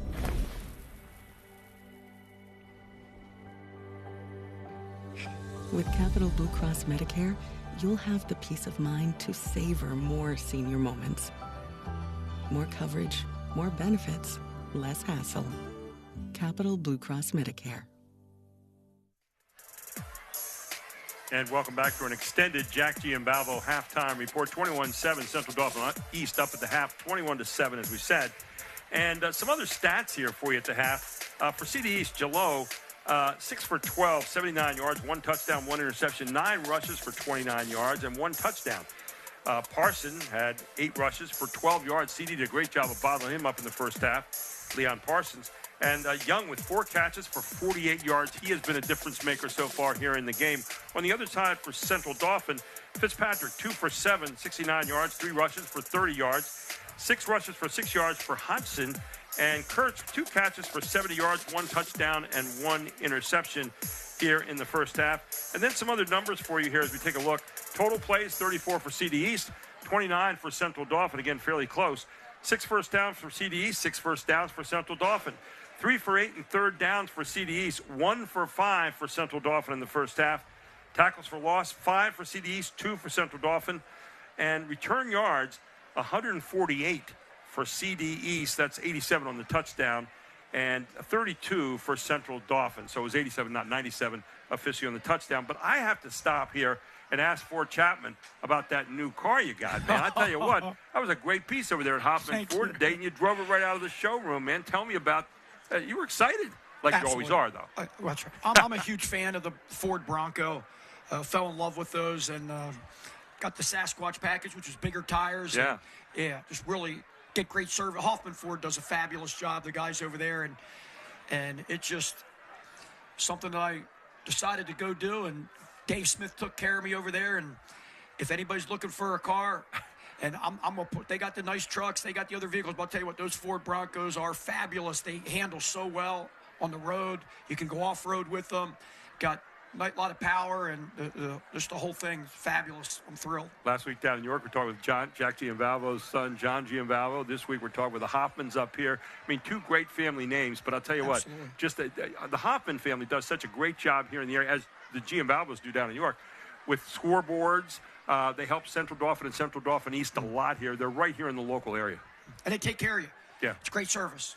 Yeah, that's what you want. You know, when you go to some of these places, we're so lucky to have sponsors like Giambalvo and Hoffman Ford and, of course, Pennsylvania Housing Finance Agency and all the wonderful people that support our program here, Capital Blue Cross, AT&T. So, you know, they're the ones that really make these kind of events happen and these kind of broadcasts, not only here in our area, but all around the state as you're watching on PCN tonight. So we're going to take a break now. We're going to come right back. We're getting ready for a third quarter. Heaven knows we had a heck of a first half here. Can't wait to see how momentum goes here in the third quarter. 21-7 for the moment. Central Dauphin East leads in what was a very even game, but big turnovers have cost Central Dauphin. Let's see if they can turn it around in the second half. For Central Dauphin East, they'd like to take this one on home in this big rivalry match. Back from Landis Field here right after this. This is High School Sports Live TV on ABC 27.4.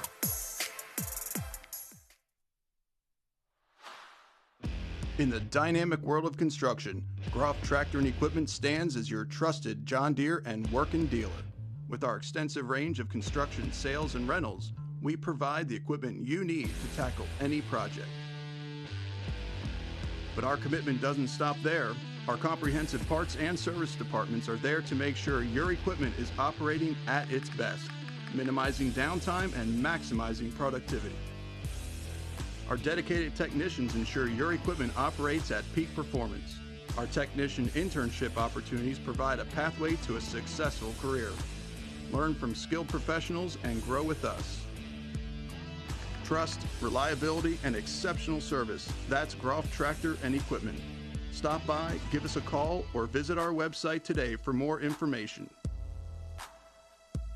Groff Tractor and Equipment, your #1 source for everything under construction. So a while back, I thought to myself, I'm never going to own a home. I'm going to have to rent forever. I didn't have money for a down payment. I had no credit history, and I just got out of a divorce. But PHFA showed me that home ownership is possible. They offer me a low-interest mortgage and a way to manage the closing cost. To me, this is more than just my home.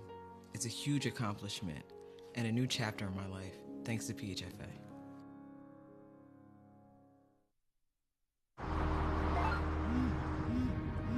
Do you want to answer that? Nah, I'd never with a kid in the car. It's okay. I'm not here.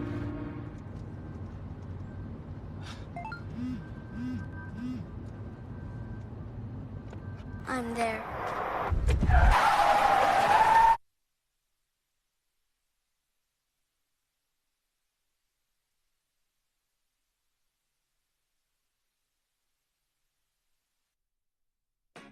Hi, this is Jonathan Balbo then and now. Yep, I'm still alive with my son John, celebrating 50 years of serving York County. Convalvo is proud to remain locally family-owned and operated, with deep roots in our community. Celebrate 50 years with special promotions, giveaways, and savings. Thanks to all our employees and to our customers. How you doing there, Dad? Ready for another 50 years. See you at Jackson Balbo Family of Dealerships. A senior moment isn't forgetting or misplacing something. It's something good. The little joys that only come with time.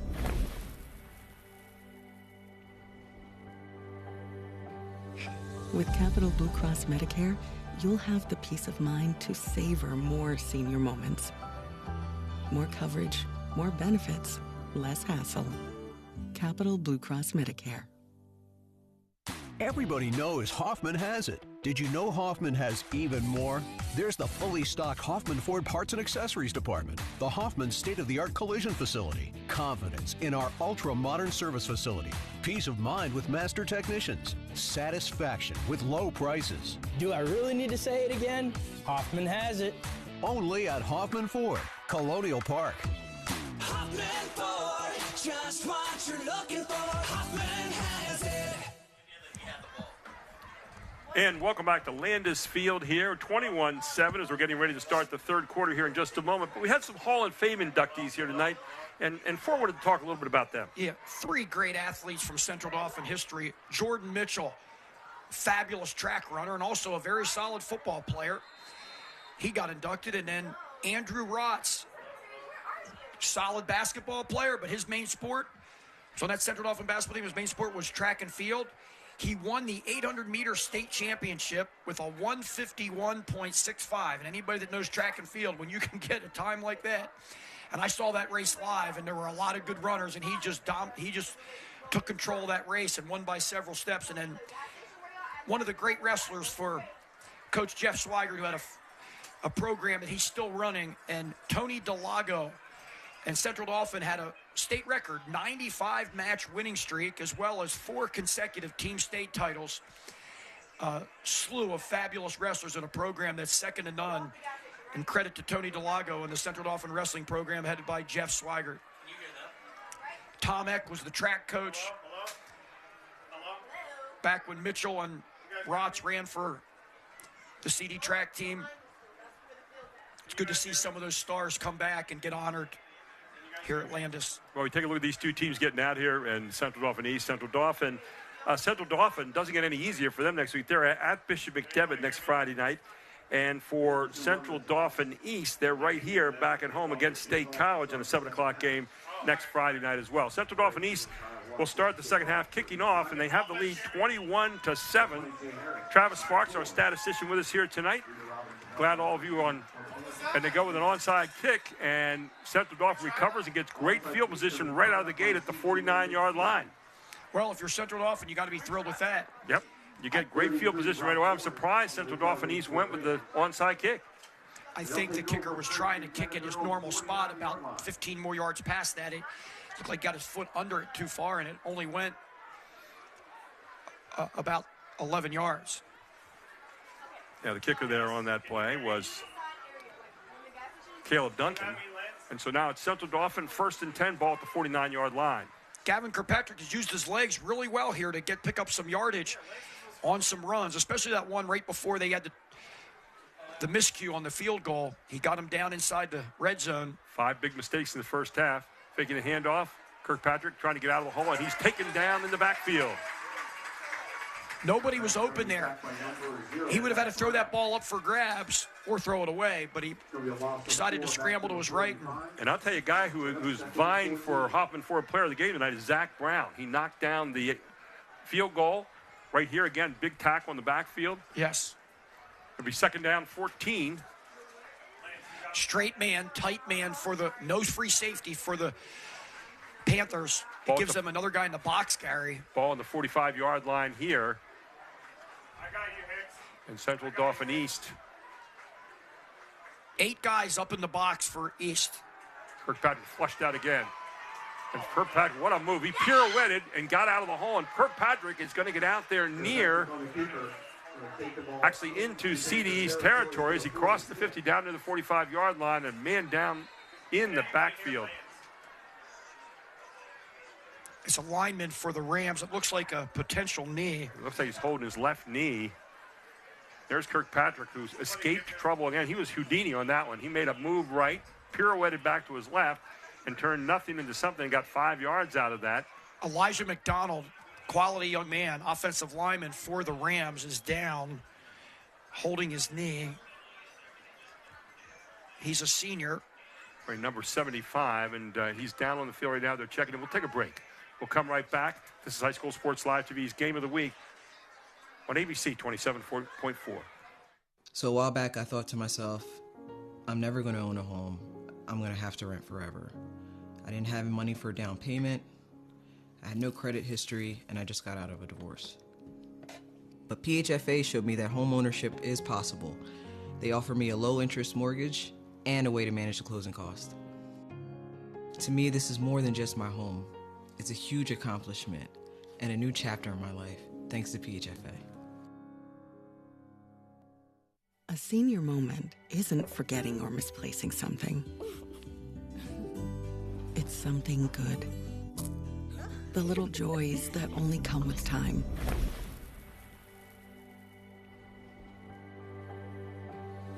With Capital Blue Cross Medicare, you'll have the peace of mind to savor more senior moments.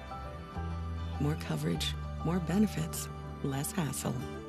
Capital Blue Cross Medicare.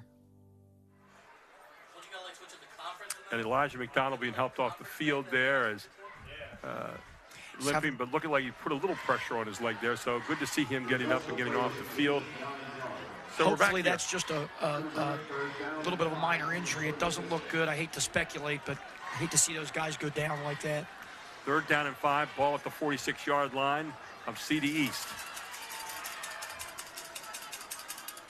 No one quite set yet.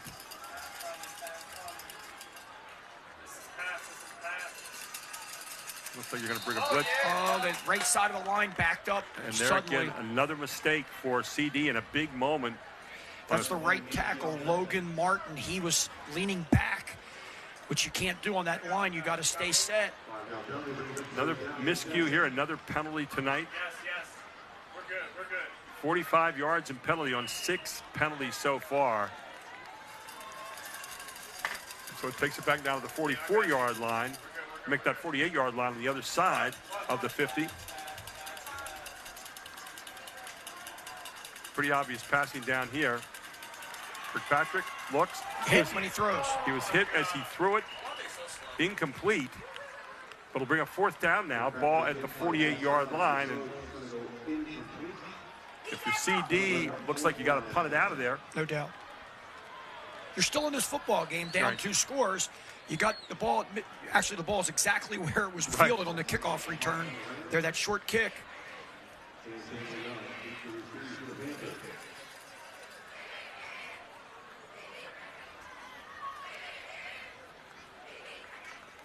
So they're going to kick it out of there.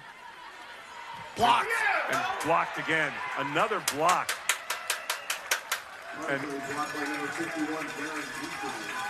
And on the block, it was number 51, Garen Giesemann. So another mistake here for CD. And a block at the 10:26 mark of the 3rd. Giesemann. Boy, the special teams tonight have been huge in this game for. Sure have. And when you line up in that Penn State punt, they called it the Penn State punt years and years ago. That's because you have 3 guys back in front of the punter, and usually that's a big protection type where it's tough to get it blocked, but East managed to get through there. Good athleticism by the Panthers. CD's too low, quickly out to the flat. Has his man out there, Amir Lamel. Lamel brought down quickly.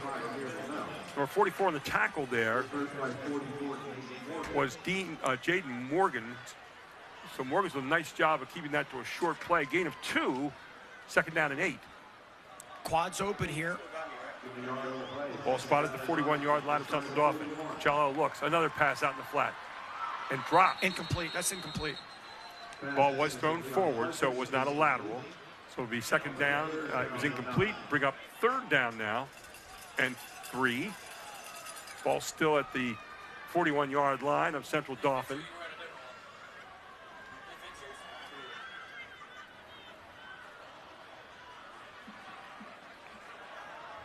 So 3rd down and 3, and you wonder if maybe it's time to see Mr. Parsons with a carry.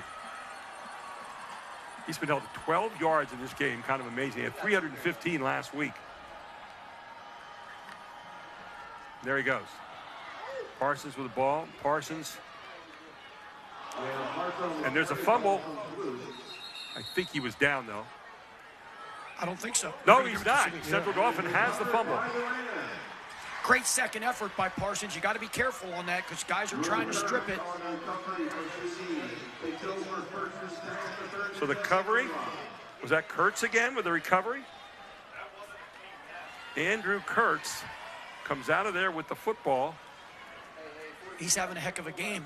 He really is. He's had an interception so far, a fumble, recovery, a touchdown catch. So Central Dauphin gets it back here on a fumble. We're in a double tight set. Going to run Harris here, dump the reverse. Fake reverse. He's got his man open down there. It's Kurtz. And Kurtz has got it. No, it's not. It's incomplete. Yes, it is. He's got it finally. 25-yard line. We had the official for a moment. I thought he was calling incomplete. He was calling nope. What he was just a stopping throw. the clock for the 1st down. Yes, it was. What a pass from Kirkpatrick to Kurtz again. Kurtz, the man of the hour. There's Hodgson. Hodgson fighting for some yards. Getting down near the 25-yard line, probably just short of that. Loss of a yard, it looks like. Good defense by the Panthers there. Boy, Kirkpatrick showed you some nice touch on passes tonight, hasn't he? Yes, he has. It was a really nice trick play wrinkle that Coach McNamee's offensive staff went to. Trick plays have helped him tonight, and the trick plays have hurt him tonight. Execution that time, very good. If the trick play down on the 2-yard line at the end of the half for a touchdown that got called back because the whole offensive line was back over about 2 yards, 2-3 yards from the line of scrimmage. That's 26, 2nd down. There's Hodgson. Hodgson down inside the 25-yard line, about 24. It'll bring up 4 down. Sorry, go ahead. Bring up 3rd down now. Call it 9. This is one of those 4 down territory spots. We talked about it earlier. So 3rd and 9 now. Got Kurtz out here on the lower part of your screen. Alongside of him is Brian Mosley. Don't forget this quarterback can run. John Harris, the 3rd out there, number 20. There's that long pass again, looking for Kurtz. Kurtz. And he has it. Kurtz with another unbelievable catch down near the 1-yard line. Great coverage on the play. Just Kurtz was coming up with the football somehow. That's twice he's come up with a ball with guys right in his face. And another beautiful lead by Kirkpatrick, and Kurtz came up with it again. So it's 1st down and goal. Ball at the 3-yard line. And into the end zone.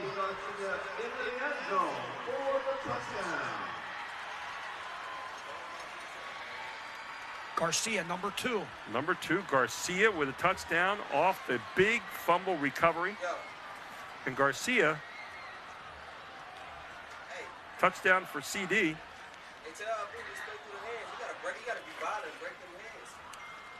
CD's missing a guy out here for the extra point. 4 catches tonight, by the way, for Kurtz. As you see, into the end zone goes Garcia. Kurtz has 4 catches tonight for 132 yards. This last kick was blocked. This extra point is big for the Rams. Jimenez kicks it up and kicks it through. And 21-14, the Rams, off a couple of mistakes, one their way, one the other way, and here they are back in the game, 21-14. There you see it again. Look at Kurtz. He set up that touchdown with another great catch. Really good defensive coverage. He was right there. We'll take a break. We'll come back right after this. This is High School Sports Live TV's Game of the Week on ABC 27.4. Everybody knows Hoffman has it. Did you know Hoffman has even more? There's the fully stocked Hoffman Ford Parts and Accessories Department, the Hoffman state-of-the-art collision facility, confidence in our ultra-modern service facility, peace of mind with master technicians, satisfaction with low prices. Do I really need to say it again? Hoffman has it. Only at Hoffman Ford, Colonial Park. Hoffman Ford, just what you're looking for. Hoffman has it.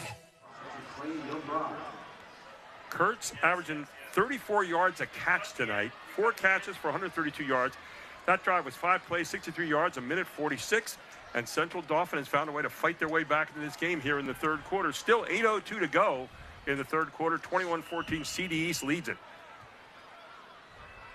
And let's see if we have a little trickery here. And they're going to pop it up here. CD East is going to take it and cover it at the 46-yard line.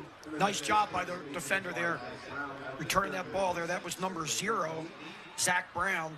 Made sure he caught the ball, went right down, and it's going to give East pretty much the same field position they get when they return the kickoffs from back inside the 10. They get it out there almost every time line. around the 35, yeah. Yep, got 36-yard line, 1st and 10. By the way, keep up with PCN and Pennsylvania Sports on social media. Follow PCN on Facebook, X, Instagram, and YouTube. And if you're enjoying the game, get more Pennsylvania sports with PCN Select. Stream PIAA championship games, sports profiles, and more on demand now with PCN Select. Thanks to our audience around Pennsylvania for watching this one tonight. We got a good one. Central Dauphin, East leading 21-14. They have the football at the 36-yard line. 1st and 10. Screen. Jello, screen. Had a man, couldn't get him. Just thrown a little bit ahead that time of Amir Lamel. Those wide receiver screens can set up really nicely, but they're not as easy as they look to complete because the receiver's running fast to the middle, and the quarterback has to time it up and put the ball on the money, and it's not as easy as it looks sometimes. Put it out there a little bit ahead of Lamel's hands. Back at the rocket stream with Rocket Ismail at Notre Dame, Gary, he would not go full speed. He'd be like, then he'd get to full speed very quickly. So it's 2nd down and 10. Ball at the 36-yard line of CD East. A little fog out there right now. Pass out in the flat. Dropped. And dropped. Incomplete pass. You're right. The fog is coming across this field, especially on the scoreboard end. Kind of has an eerie Halloween look, doesn't it, as we move into October. So it brings up 3rd down and 10 now. Ball still at the 36-yard line. This is a huge play for both these teams. Momentum has switched over to Central Dauphin here for the moment, and if they can get a stop here, well, we'll see. CD's trying to find something here to work. That fog is rolling in low. Chalot looking, trying to get out of the pocket. Now he's running near side. Chalot looking downfield. He's not going to make it. And did he get it loose before he stepped out of bounds? There's a penalty flag down. I'm not sure if it's unsportsmanlike or if he stepped out.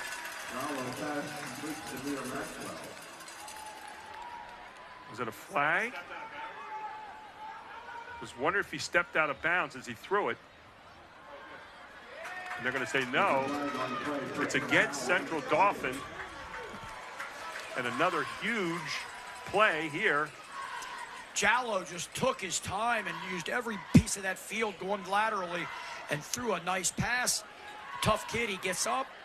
Caught his man right there. That was Demir Maxwell. They're going to add 15 to this now on the hit at the sideline. You'll see it. Another huge play, and you see Maxwell right there. Is that Maxwell wearing number 2?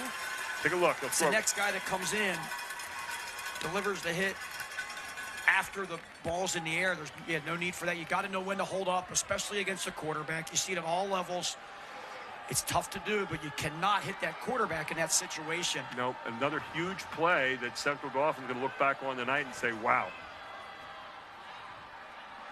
Give credit, though, to Jalot.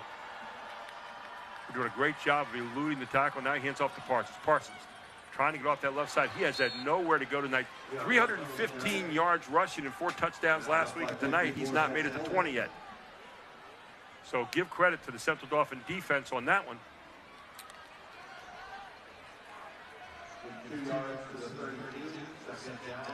It'll be 2nd and 8. Ball down at the 32-yard line now. You got to credit the East offense finding a way to move the chains on that 3rd and long when nobody was open. Huge play. One of the big plays of the night, trying to answer the touchdown by Central Dauphin a moment ago. 21-14, CD East leads it. Takes to Parsons this time, throws out in the flat on that little screen, and a good coverage again by Central Dauphin. They had 3-on-2 Central Dauphin East did out there, but you're right, really good pursuit to the ball quickly by the Ram defense to limit that pass catch. Pass to Santana Young that time. That'll bring up 3rd down now and 3. You know what their bread and butter has been right here, Gary? Going to number 4, Santana Young, one-on-one coverage out here with a little bit of under coverage help by the outside backer from Central Dauphin, but East has taken advantage of that several times. Ball at the 34, hand off to Parsons. Parsons over the side. Parsons gets forward and gets the 1st down. No, he's short. Is he just short? Yeah, but they're going to be in 4-down territory, it looks like. A gain of 5. It's going to bring up 4th down now. About 5, Gary. So what are they going to do here? They're in probably 4-down territory. I think they're going to go to the air. When it was 4th and 4, they ran that number 8 for a big gain. That was Parsons. See what they do here. Going down. Or draw them off sides. And did they do it? And they did it again. They pulled them off sides. And you don't even need to run a play. Boy, Central Dauphin with mistakes tonight, it's costing them the football game, frankly. Tough one. You have to stay disciplined there, don't you, Coach? Absolutely. Lots of mistakes tonight. Central Dauphin's going to look back on this one. And again, it's still a lot of football to be played, but they have put themselves in some holes that maybe didn't need to be jumped into. Don't be surprised if we see Parsons. 1st down to 24. There is Parsons. Parsons right on through. Parsons, good run this time. That's probably the best one he's had all night long. Boy, he is quick. Yes, he is. He can really move. Right when Central Dauphin was trying to get that ball back, down 1 score, they have trouble getting off the field. They get a 15-yard penalty after giving up the pass completion. Another 5 yards on a big play on 3rd down, and now the fog really rolling in. It's low. Covering the entire field now down the middle instead of the left side. There's Jalot looking. Ball batted up in the air, and is it intercepted? Yes, it is. It is. Central Dauphin intercepts it on another block, another big play defensively. Even though the Rams, Gary, even though the Rams, we keep alluding, they keep making mistakes, they come back and do something with it. Jaden Morgans with the interception. Number 44 for Central Dauphin. So Central Dauphin dodges a bullet here. Now they get the ball back and a chance to go down the field and tie this one up. They've been making some plays when they have to. There you saw Morgans, Jaden Morgans, a sophomore, moving under it and picking it off. So a block. We've had, what, 3 blocks tonight? 1 on a pass, 2 on kicks.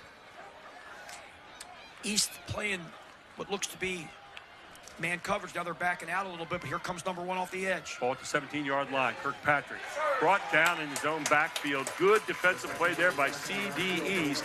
And leading the charge again, who was it? That guy we've called all night long, Zach Brown, wearing number 0. Also in on the play was Alante Caceres. Alante Caceres. Yes, East lined up, Gary, like they were not going to bring pressure. And then they did, and if you're the quarterback for Central Dauphin, Gavin Kirkpatrick, you got to throw on rhythm. You can't hold that football when they're bringing pressure like that. Second down and 17 now. Ball back at the 10-yard line. There just isn't a lot of time to throw when guys are coming off the edge that quickly. Kirkpatrick looking. Out of the pocket, looking downfield. Throws short. Has a man right there. Gets a couple of yards. Of course he did. So he finds Peyton Wiley for the completion. Gain of 7 on the play. We'll bring up 3rd down now. And 10. So they got the kind of the penalty yardage and the sack yardage back, but now 3rd down and 10. Big 3rd down and 10 here for Central Dauphin.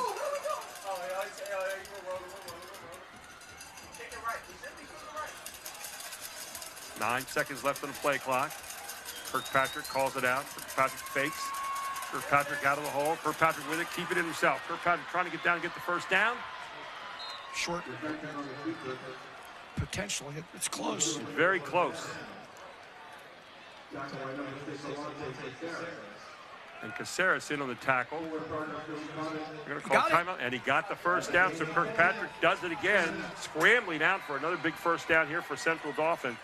As you see the fog really setting across the field, kind of an eerie look down there at Landis Field. East dropped back and had some deep zone coverage. With 2 safeties over the top, they were expecting a long pass, and Kirkpatrick used his legs. Ball at the 27. Handoff this time on the right side. Going to get out near the 30-yard line.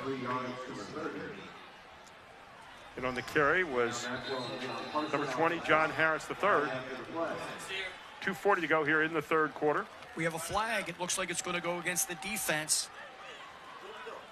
There's a flag down, and CD East walking back. 15-yarder. This is a 15-yarder on top of the gain, and so a first down here again for Central Dauphin. They're all the way out to the 45-yard line. Gary, we've seen a lot of good things from both teams, but we've also seen a lot of errors from both teams, and we're no longer in the beginning of the year. We're in mid-season, and you wouldn't expect to have that many errors by both teams. And they're big errors in big moments, too. Yes. That's the other part of it. So 1st and 10 at the 45 for the Rams. Trying to tie this one up. They're down 21-14. 2:40 left in the 3rd quarter.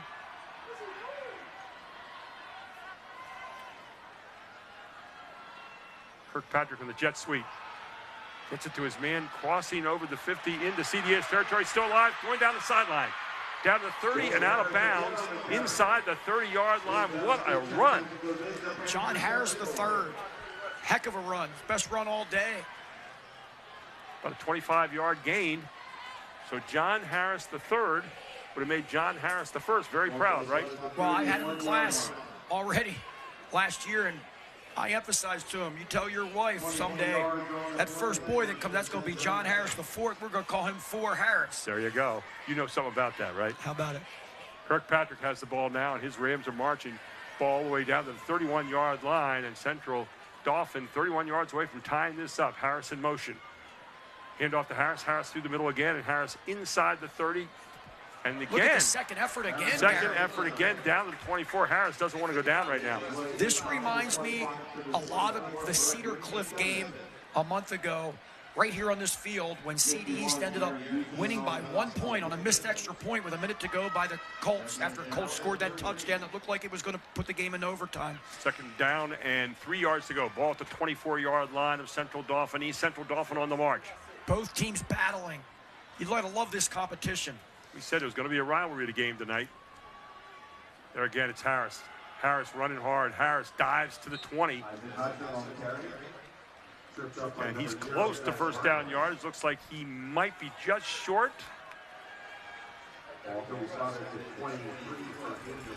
So he gets down to the 22, and he needs to get to around the 20. Well, he's 23-yard line. He needs to get to the 21-yard line.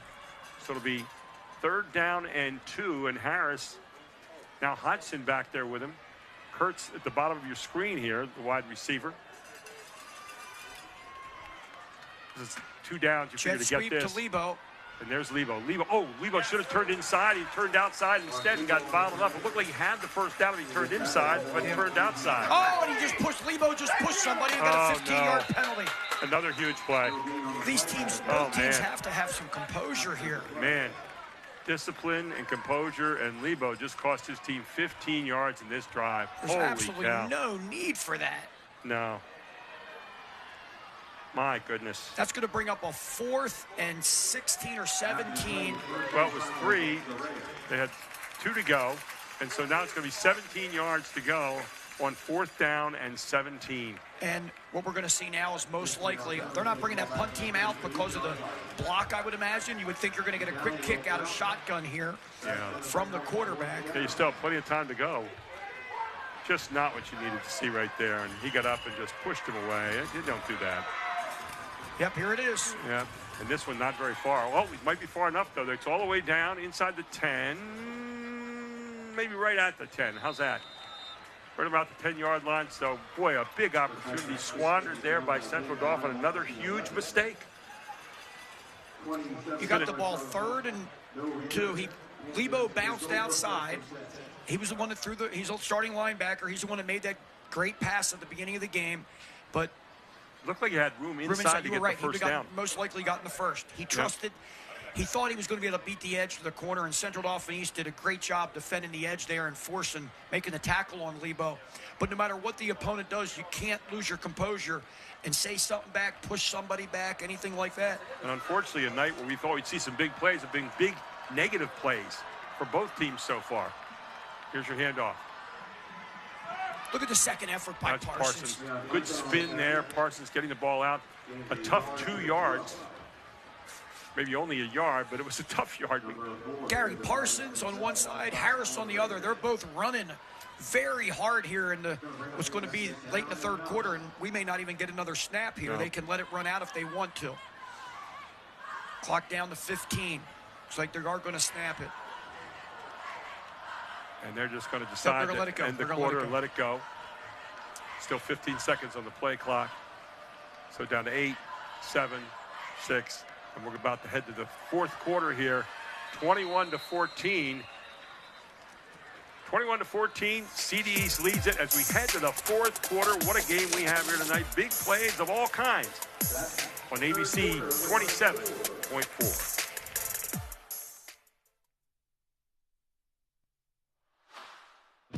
In the dynamic world of construction, Groff Tractor and Equipment stands as your trusted John Deere and Workin' dealer.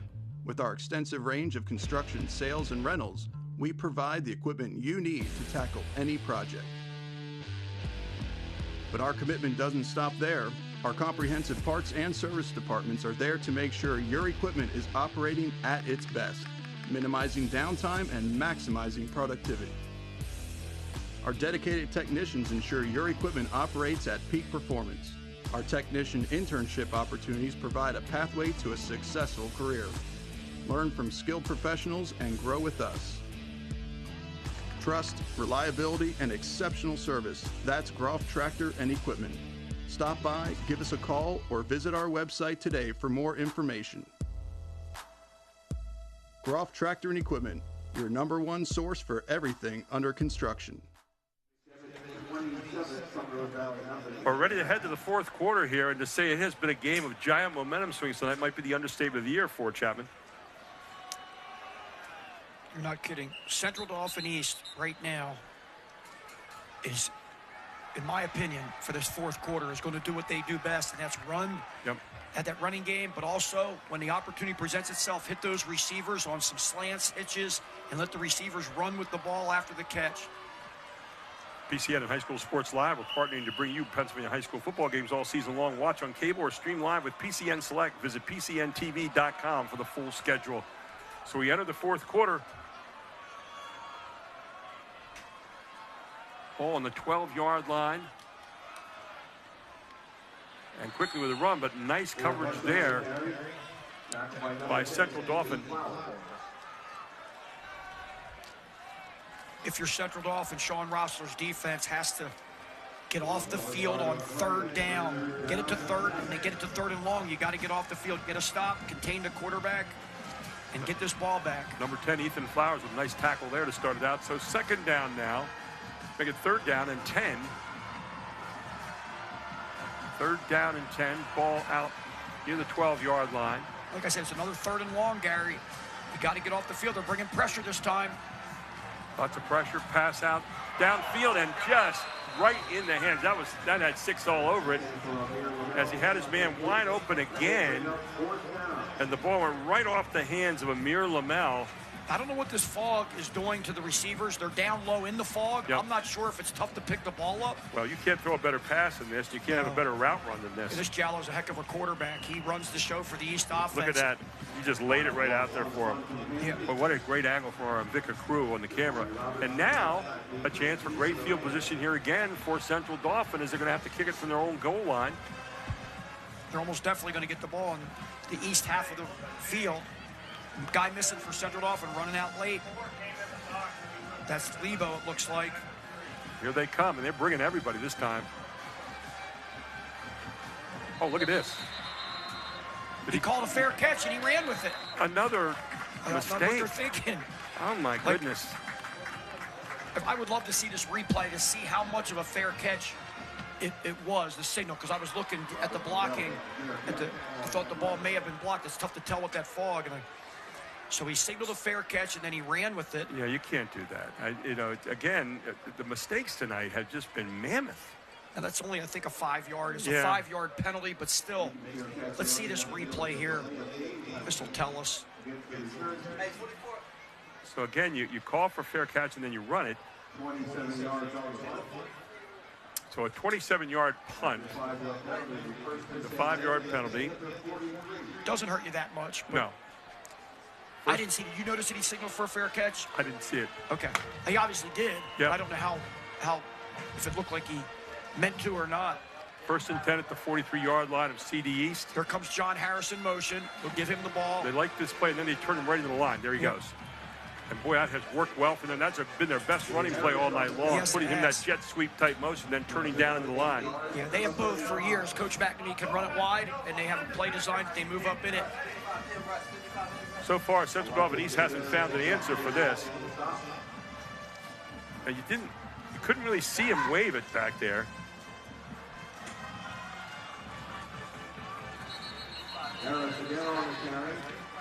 Moves the chains. He moves the chains. It'll be first down. So Central Dauphin on the move here. Nice carry again by Harris, who's turned into the workhorse. We called his number before the game tonight as a guy to watch. Well, he's been doing a lot of running here in the end of the second quarter, now the third and fourth quarter. So first down and 10, ball at the 30-yard line of Central Dauphin East.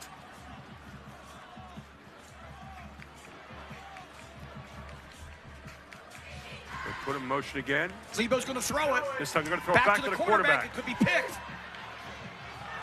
And the quarterback caught it. Came down with it. Unbelievable. What a play. It almost was a pickoff. Instead, the pickoff was for Central Dauphin. Huge play as they got it back to Kirkpatrick. I couldn't see the number there. It looks like possibly 22. The defender was right there, Gary. So a trick play to Kirkpatrick. All of a sudden, the ball down at the 15-yard line, first and 10. Kirkpatrick hands it off. Looked like it might have been Cofield. Couldn't tell, but looked like he was in great position to make a pick. Boy, if ever there was a Halloween scene tonight with this fog on the field. I thought that may have been a pick six there. You could see him waiting on it. And Gavin Kirkpatrick went up and played receiver there. Look at that. Look at him catch that ball, Gary. Game of 4. It'll be second down now and 6 yards to go from the 11-yard line. There's your handoff again. Straight forward, more yardage straight ahead. Good defense there by the Panthers front. That was 51, Gary. Giesemann with the tackle. So we'll bring up third down now and 5 yards to go. Gain of 1 on the play. Don't even think field goal here. Obviously, it's 4-down territory because you're down 7, fourth quarter. So here's Kirkpatrick. He gets some votes for Hoffman Ford Player of the Game tonight, wouldn't he? No doubt. And Kurtz. Kurtz, obviously. Here it is. There's the handoff. Hodgson blasting his way down inside the 5. Tried a Ram first down. And they're now at first down and goal at the 4. Here's your handoff. Trying to get into the end zone. Jammed up, pushing forward. Are they going to get in? And not quite. If you believe Kirkpatrick, they have a touchdown, but he's not throwing the stripes. And now he says, yeah, I was right. 3-down touchdown run by who else? Mr. Harris III, who gets into the end zone with some really tough running again. And Central Dauphin cashes in here. Huge touchdown, and they are 1 point away from tying this one up here in the fourth quarter. What a game. We've had a ton of errors, as we've alluded to, but we've also had a lot of good plays by both sides. We really have. And now the huge extra point. Jimenez. Snap down. Kick up. Kick is blocked. Another block.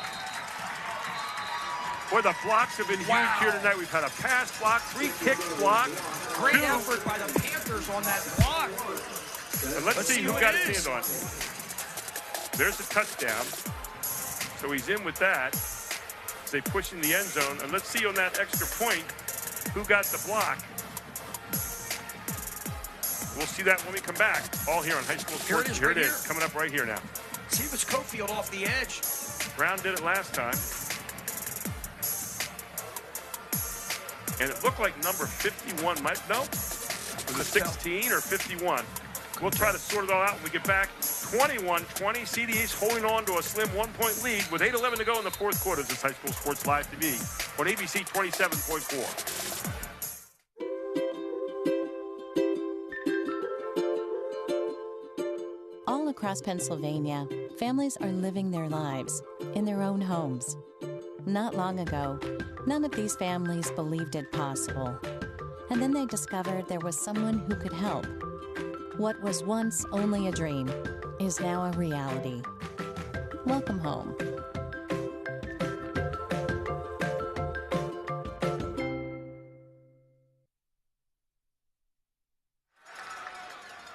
And the block there by number 22 of CD East, that was Darian Colford. Darian Caulfield. And Caulfield, Gary, was the same guy that almost picked the ball. Yep. But that's a great example for athletes out there, younger athletes.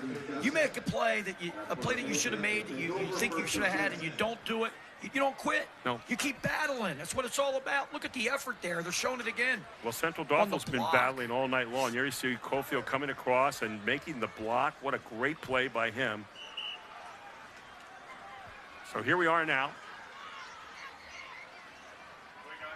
Ball out at the 37-yard line for CD East.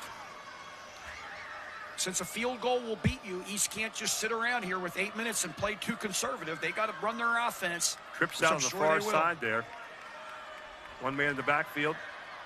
Straight back goes quarterback. And this time has the man on the same route he missed earlier, but this time caught him going down. He said, hey, if first you don't succeed, try again. Amir Lamel with a great catch.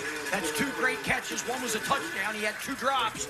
And he said, I'm going to secure this one. He looked that one into his body, caught it with his body. He tried to catch the last one with his body, too. By the way, with the CD drive with 7 plays, 43 yards, took a minute 55. And now here's CD East up and running very quickly at the 38-yard line of CD and threatening. Again, triple receivers out, all kind of in tandem. One receiver far side. CD almost jumping off sides again there. Parsons. Down to 3 seconds on the play clock. Oh, he's going to fire it. Fire it out in the flat. Catches his man out there right around the 35-yard line. And that was Demir Maxwell out there on the pass. Short gain on the play. Oh, they have Romaine in the backfield.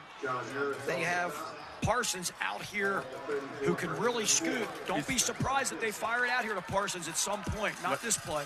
Let him run.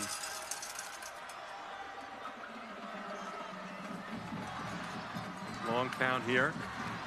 13 seconds to go on the play clock. Now down to 10. Chilo calling out the signals. There's your handoff.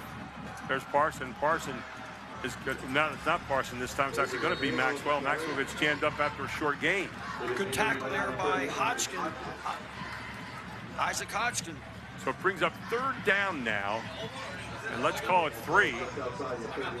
But you're in 4-down territory. Absolutely. So they're going to.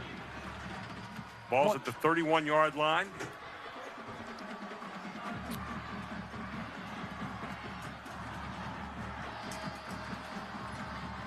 Been good on 3rd down so far, and here you got Central Dauphin coming up and rushing the line. Got to be a little careful. They've been called for a number of encroachments tonight so far. You got a stud receiver out here to the bottom of the screen. Play clock down to 5, 4, 3. They finally get it off. They're going to fire it to him. Chilo, and there you got your man Santana, who dives and catches it, and Santana came back to get it. I think he might have enough for the 1st down. Santana Young, it was tipped.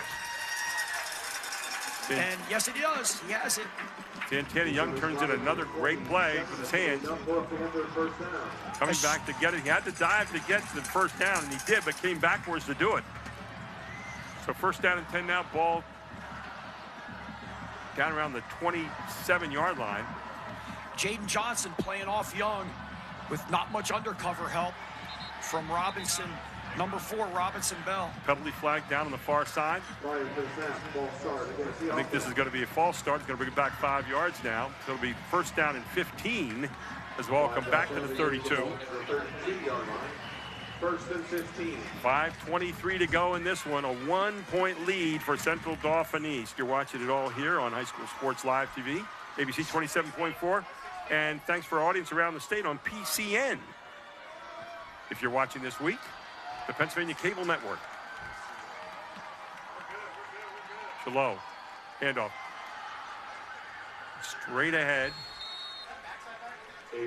Getting some of that yardage back as they got the penalty yardage back. On the carry that time was Avery Romaine. So it'll bring up 2nd down now. And 12 yards to go. Got back 3 of the penalty yardage. DiMaggio. Right now out of the game is Parsons. They're content to go right now with Romaine in the backfield. Faking it to Romaine this time. Nice play action route. Outside and a long pass. Incomplete. It was a nice route, but it was such a long throw. Yeah. The ball's over in the left hash. He had to throw it all the way out to the numbers and just missed Lamel there.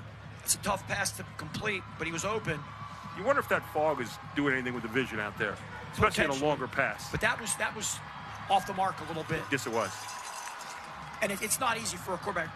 Jallo's usually really accurate. He did throw it where only the receiver could get to it. So it'll be 3rd down now and 12 yards to go. Again, probably 4-down territory here. There's your handoff. Straight up the middle. Romaine all the way, trying to get to the end zone and dives to the goal line. What a run by Romaine. Avery Romaine. Fabulous pickup for the Panthers. Now remember, you're still going to be down 1 score if you're Central Dauphin. And you don't want to take too long allowing East to score, because as that clock goes down under 4 minutes, East just wants to take their time. Yep. Avery Romaine with a slashing run. Look at him diving for the goal line. He wanted to get there so badly. Comes up just short around the 1-yard line. So it'll be 1st down and goal from the 1. We know what's coming here. Jallo straight ahead to the right. There it is. And Jallo charged into the line. Did he get there? And they're saying no, it's 2nd down. This is actually helping Central Dauphin East. Yeah, because they can run some clock here, take their time. They got plenty of time to go. obviously, if you keep Central Dauphin keeps them out of the end zone, it helps CD. But the clock is moving, and CD East is in no hurry whatsoever to get a touchdown here. Not at all. They have the lead by 1 point, and they have the clock on their side at the moment. 3:18. You still have 13 seconds on the play clock, so you can take it all the way down here pretty low. Now it's 7, now 6. Now you're getting into danger territory here. Let's see if they get it off. It's going to be just a push forward again.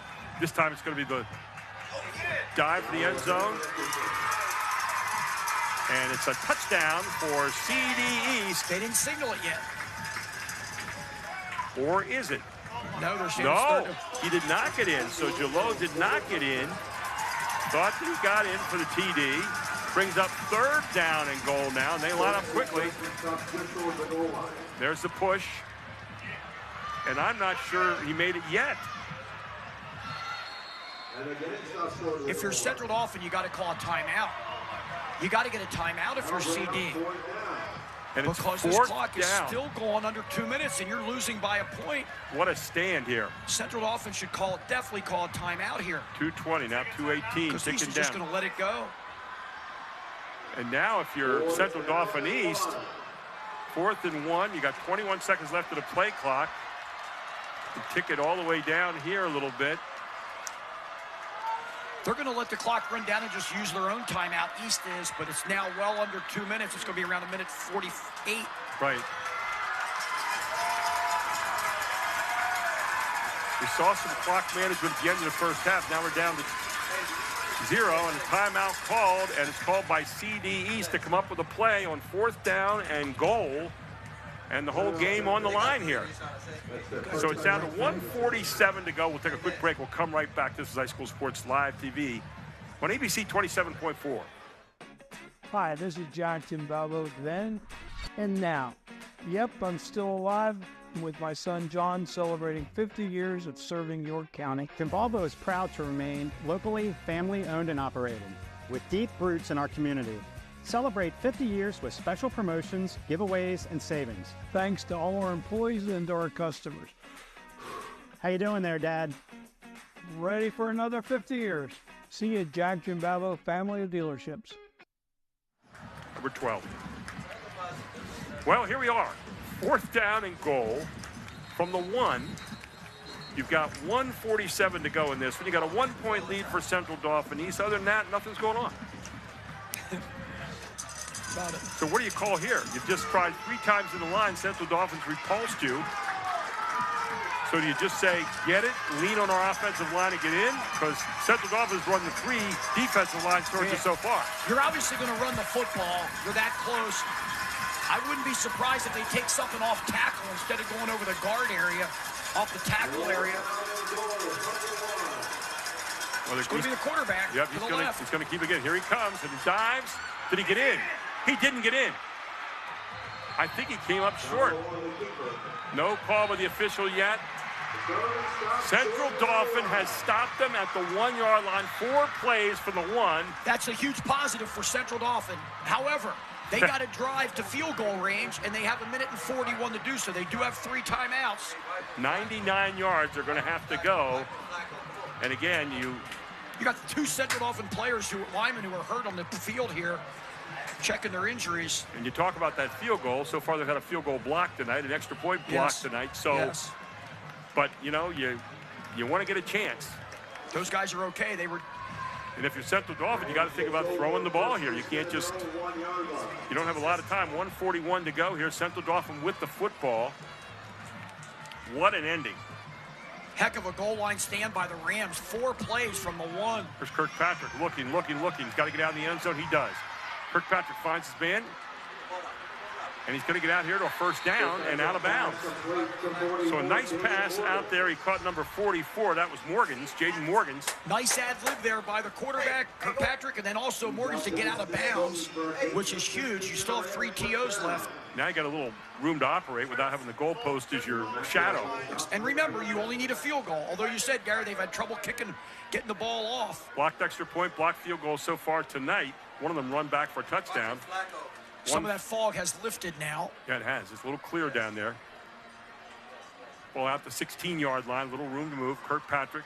Kirkpatrick looks. Kirkpatrick up the middle himself. Kirkpatrick still looking. Throws outside and throws it out of bounds wisely as all of his receivers recover. I really like the way Kirkpatrick has his eyes downfield, but he's got to be very careful he doesn't get sacked at this stage of the game. Right now, if you're CDEs, you got to make sure nobody gets behind you. Absolutely. Which has happened a couple of times tonight. Let's see what they come up with here. Kurtz has been the guy. He's averaged 34 yards a catch. Number 6, keep an eye on him. And here goes East Harris. is playing zone here. Harris in motion. Harris crosses. Harris out past the only negative about that, the clock's going to keep running. Yep, right in the middle of the field. Yes, you run the ball, you got to move. If you're Central Dauphin, they're going without a huddle, obviously. We're down to 1:10. Ball at the 22-yard line. It'll be 3rd down and 4. You need to get some big yardage here. Here it is again. And again, it's going to be Harris. And Harris is going to get second effort, dives forward.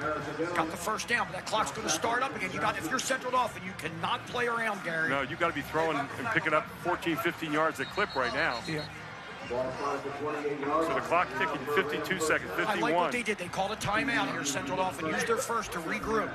Nothing wrong with that. I love the call. We'll take a quick break. We'll come right back. 51 seconds to go in this one. Don't you dare leave. 21-20, Central Dauphin East leads it on High School Sports Live TV. A senior moment isn't forgetting or misplacing something. It's something good. The little joys that only come with time.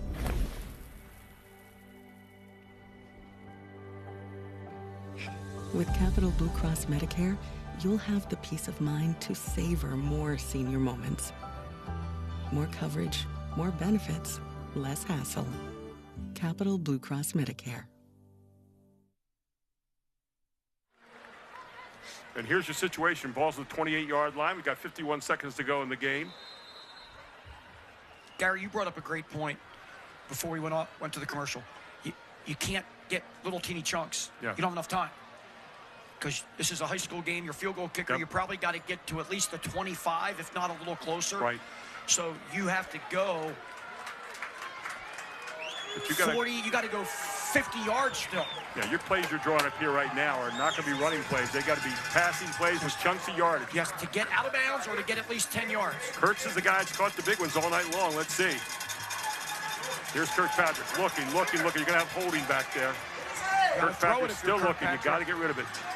To not get caught on a sack, but I think you got to have holding here against Central Dauphin. I believe. Hey, they switch responsibilities. I agree with you, Gary. It looked like that holding area there, that's going to be a killer. Because it's going to take them all the way back inside their own 20. Well, let's wait and see. Yep. Yeah, because if they're to sincere side, then you got. So it's holding. It's going to go from the line of scrimmage, it looks like. And the big negative plays tonight have this loomed large against Central Dauphin as we get to the end of this game. Look at this. Just huge. Back to the 14. And now you're down to 41 seconds, so you've got to be heaving it up now. The clock isn't going to start because of the incomplete pass until the ball is snapped. You've got to get some big chunks of yardage with some big-time plays here. Timeout defense. So the defense calls timeout. They want to make sure everybody's on the same page, and you can see guys are back 20, 25 yards right now for CD East. We'll keep it right here. So for, the timeout there by CD East, they're looking right now to make sure they keep everything in front of them, obviously. And for CD, you got to come up with some kind of big-time play here. Yeah, even if it's something that's 15, 20 yards down the field and you get out of bounds. But anything within the field of play that is not a first down, which is difficult because you're 24 yards away from a first down. You almost want to, you have to use a timeout and regroup because you do have 2 left. But something here in the next 40, 35 seconds or so have to be a big chunk play, as you said, because you got to get yourself in field goal range here. Have you seen such an eventful game in a 21-20 game in a long time? Well, I mean, you talk about the big plays negatively and positively tonight. It's been huge. Yeah. About 5 weeks ago, 4 or 5 weeks ago, I saw the McDevitt-Harrisburg game that went to overtime. We had a Central Dauphin East game against Cedar Cliff Raider, which almost went to overtime. We had a one-point game last week with a two-point conversion in overtime at the end by Central to win over Doylestown. So here we are again, ladies and gentlemen. Welcome to Friday night on High School Sports Live TV. Screen. And there's a screen. It's tipped at the line of scrimmage, so it's going to be an incomplete pass. But now you're down to 38 seconds. That play took 3 seconds. So it's second down and 24 yards to go. The problem for Central Dauphin right now, you're going up against an East defense who has a lot of athletes on the field. Well, and everybody knows the play. It's going to be a passing play. You don't have any running chance at all here. So they're playing off way loose. They're rushing 3. Yep. Which way we kicking? You can see. We're kick right. You can see Parsons all the way back there deep. And a long pass thrown, not going to be complete. Intended receiver there was Robinson Bell. So that brings up now 3rd down and 24 yards to go. Ball all the way back at the 14-yard line. By the way, keep up with PCN and Pennsylvania Sports on social media. Follow PCN on Facebook, X, Instagram, and YouTube. Thank you to our audience around Pennsylvania for joining us tonight on PCN, the Pennsylvania Cable Network. So 3rd down, 24 yards to go. And you can see guys standing all the way back at the 30-yard line right now. Timeout again for CD East. So we'll take a timeout as well. We'll come right back. This is High School Sports Live TV on ABC 27.4. Everybody knows Hoffman has it. Did you know Hoffman has even more? There's the fully stocked Hoffman Ford Parts and Accessories Department, the Hoffman state-of-the-art collision facility, confidence in our ultra-modern service facility, peace of mind with master technicians, satisfaction with low prices. Do I really need to say it again? Hoffman has it. Only at Hoffman Ford, Colonial Park. Hoffman Ford, just what you're looking for. Hoffman has it. And welcome back. Here's your situation. 32 seconds to go. 21-20. CD East leads it. 3rd and 24. Ball spotted at the 14-yard line. Looks uphill here for Central Dauphin at the moment, obviously. Don't forget we have our Capital Blue Cross post-game report coming up. We'll have our AT&T play of the game and our Hoffman Ford player of the game. And still some football to be played here in these last 32 seconds for Chapman. Yes, there is. The one negative about Central Dauphin stopping East, had East scored, they'd had more scored early, they'd had more time, and they'd have been down 7 or 8, but they'd have gotten a kickoff return. Now they got the ball to 1, got 1 first down, and they've been able to move the ball after that. Here's Kirkpatrick. They're back 35-yard line. Kirkpatrick's got to throw it deep. As crazy as it sounds, Gary, allowing East to score a touchdown may have been more helpful for Central Dauphin field position-wise, although they would have needed a touchdown and a 2-point. And a 2-pointer, most likely, if East had made the extra point. It's amazing when you think about that kind of thing. Yes, but it sure is tough coming out of from your 1-yard line with under 2 minutes and trying to get in field goal range. Again, now you're back. Empty for the Rams. 28 yards. 3-man rush. The first down is almost inconsequential. Here's a long pass out here. And overthrown, and it's going to bring up 4th down now and 28. Just about an impossible situation here for Central Dauphin at the moment. And for Central Dauphin East, all they want to do is make sure they keep everybody in front of them. I know this sounds absolutely insane. You could take an intentional safety and take an onside kick, and if you'd make the onside, you get the ball at midfield. Right. And a field goal would tie it. Because having to go 28 yards here is very difficult. Yeah. So final play, unless there's a penalty of the game. Kirkpatrick steps up. Kirkpatrick's going to heave it. Downfield he goes, and intercepted by CD East, and that's going to do it. Interception by the Panthers at the end here, and they are going to get out of here with a 1-point win and a thriller. Intercepted again, this time by number 22 down there. That was Darian Cofield again with another big play. Cofield missed an interception on the throwback to the quarterback, and then he blocked a big extra point. Blocked the tying point.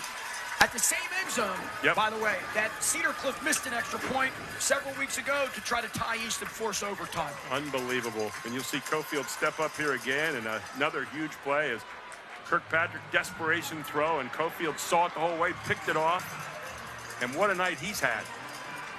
Sure has. And now you take the knee, you get the victory formation, 14 seconds to go, and you get out of here, and you're 7-0.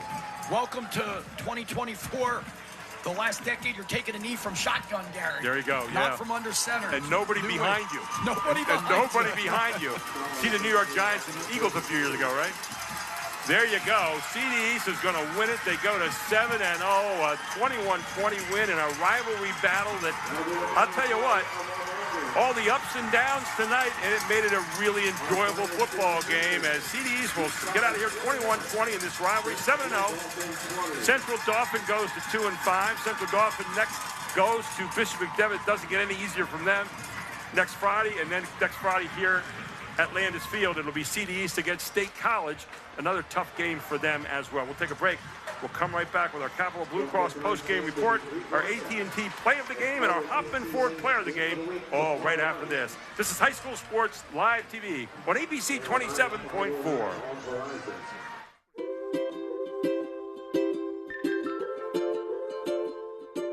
All across Pennsylvania, families are living their lives in their own homes. Not long ago, none of these families believed it possible. And then they discovered there was someone who could help. What was once only a dream is now a reality. Welcome home.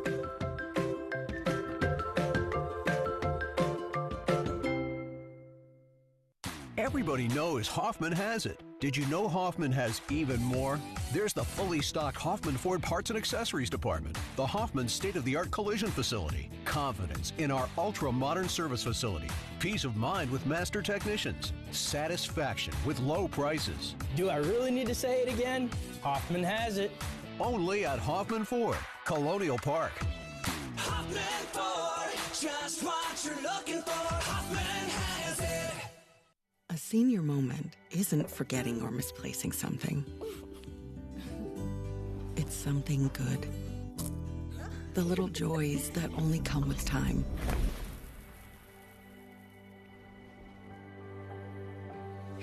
With Capital Blue Cross Medicare, you'll have the peace of mind to savor more senior moments. More coverage, more benefits, less hassle. Capital Blue Cross Medicare. And welcome back to Landis Field, a foggy Landis Field once again. Here's the fog's descending down, but a happy CD East crowd here tonight as they win it 21-20 in a thriller. And what a game it was. We're welcome to the Capital Blue Cross post-game report. Gary Sutton, Ford Chapman with you, and our whole Invica crew here tonight. Wow. What do you say about this game? This one had everything in it that you'd want in a football game. We talked about halftime about Central Dauphin not giving up. They didn't. They battled back. Unfortunately for them, they missed the extra point. But what happened? It was blocked by second effort by the CD East Panthers. Absolutely. And you know, just big plays tonight, good plays tonight, good football, some bad football in places, some lack of discipline in places, and other places, some big-time plays. So, I mean, you had a little bit of everything here as you watch this transcend down onto the field tonight. Sure did. And you saw two teams, a lot of young athletes competing hard and battling, and that's what it's all about. Well, we're going to take a look at our AT&T play of the game. And this play switched momentum around, and it looked like it was going to be a 14-14 game at the half. We'll take a look at what happened. First of all, you had a guy named Zach Brown, who was huge tonight, who gets up and blocks the whole thing. And then all of a sudden, number 9, Abu Sali comes running out of the pile with a football for an 87-yard return off a blocked field goal effort. Watch it again. Here it is. Brown, who played a great game, named Zach Brown, blocks it. You see one guy with the ball, and all of a sudden, Holly takes it away. That we had today. It was unbelievable. I mean, taking it out of that crowd and then just take it off down the field, and no one near him. And that made it 21-14 at the half with the extra point. And that ended up being what they needed. That was the winning touchdown right there. And, of course, then you look tonight at our players of the game, and I'll tell you what, our Hoffman Ford player of the game tonight, this young man, Jalot, the quarterback for CD East, played an outstanding game here this evening. And watch this seam right here. Take a look. Right in the money. Good pass all night long. Damaj Jalot was 12 for 23 for 133 yards, 1 touchdown, 2 interceptions. He also rushed for 29 yards and a couple big plays there and had a touchdown as well, diving into the end zone. Here you'll see him. Damaj Jalot and in for a touchdown and 21 points on the board tonight for a team averaging 34.5 points a game. You knew it was going to maybe be a tough game, a lot of emotion. They get out of here with a 21-20 win tonight. You've been in these games before. Sure. You've coached at Central Dauphin. This game has special meaning. Yes, it does. And now, Central Dauphin East, with this undefeated record, the 3 biggest games are yet to be played. State College, which is next week, and they got the Cougars and the Crusaders later in the season. Well, we got a big game coming up for you next Saturday, and we're going to put that one up right now. And it's going to be Cumberland Valley against Harrisburg. That's going to be on Saturday afternoon at 1 o'clock, and we're looking forward to having Travis Sparks on the broadcast. I'm going to be out of town that day, and we're looking forward to maybe Kay Brabula is going to be in the booth with him that day as well. But we've had a lot of fun bringing this one your way tonight. Thanks to Chad Edwards and our whole Invica crew. They are the ones responsible for this broadcast every night. They put the pictures out there, especially even in the fog. Mateen, who sets up here, and Josh, all these guys do just a wonderful job. Thanks to Travis Sparks, our statistician tonight, and Ford Chapman for being aboard this evening and giving you all kinds of great insights during the course of this one. Once again, your final score, 21-20. Thanks to all of you around Pennsylvania for watching this game. Thanks to our whole ABC 27.4 Laugh audience. And thanks to these players for putting on a great show here tonight. 21-20, the final score again, Central Dauphin East Panthers win it. For all of our crew, I'm Gary Sutton. Have a great evening, everyone.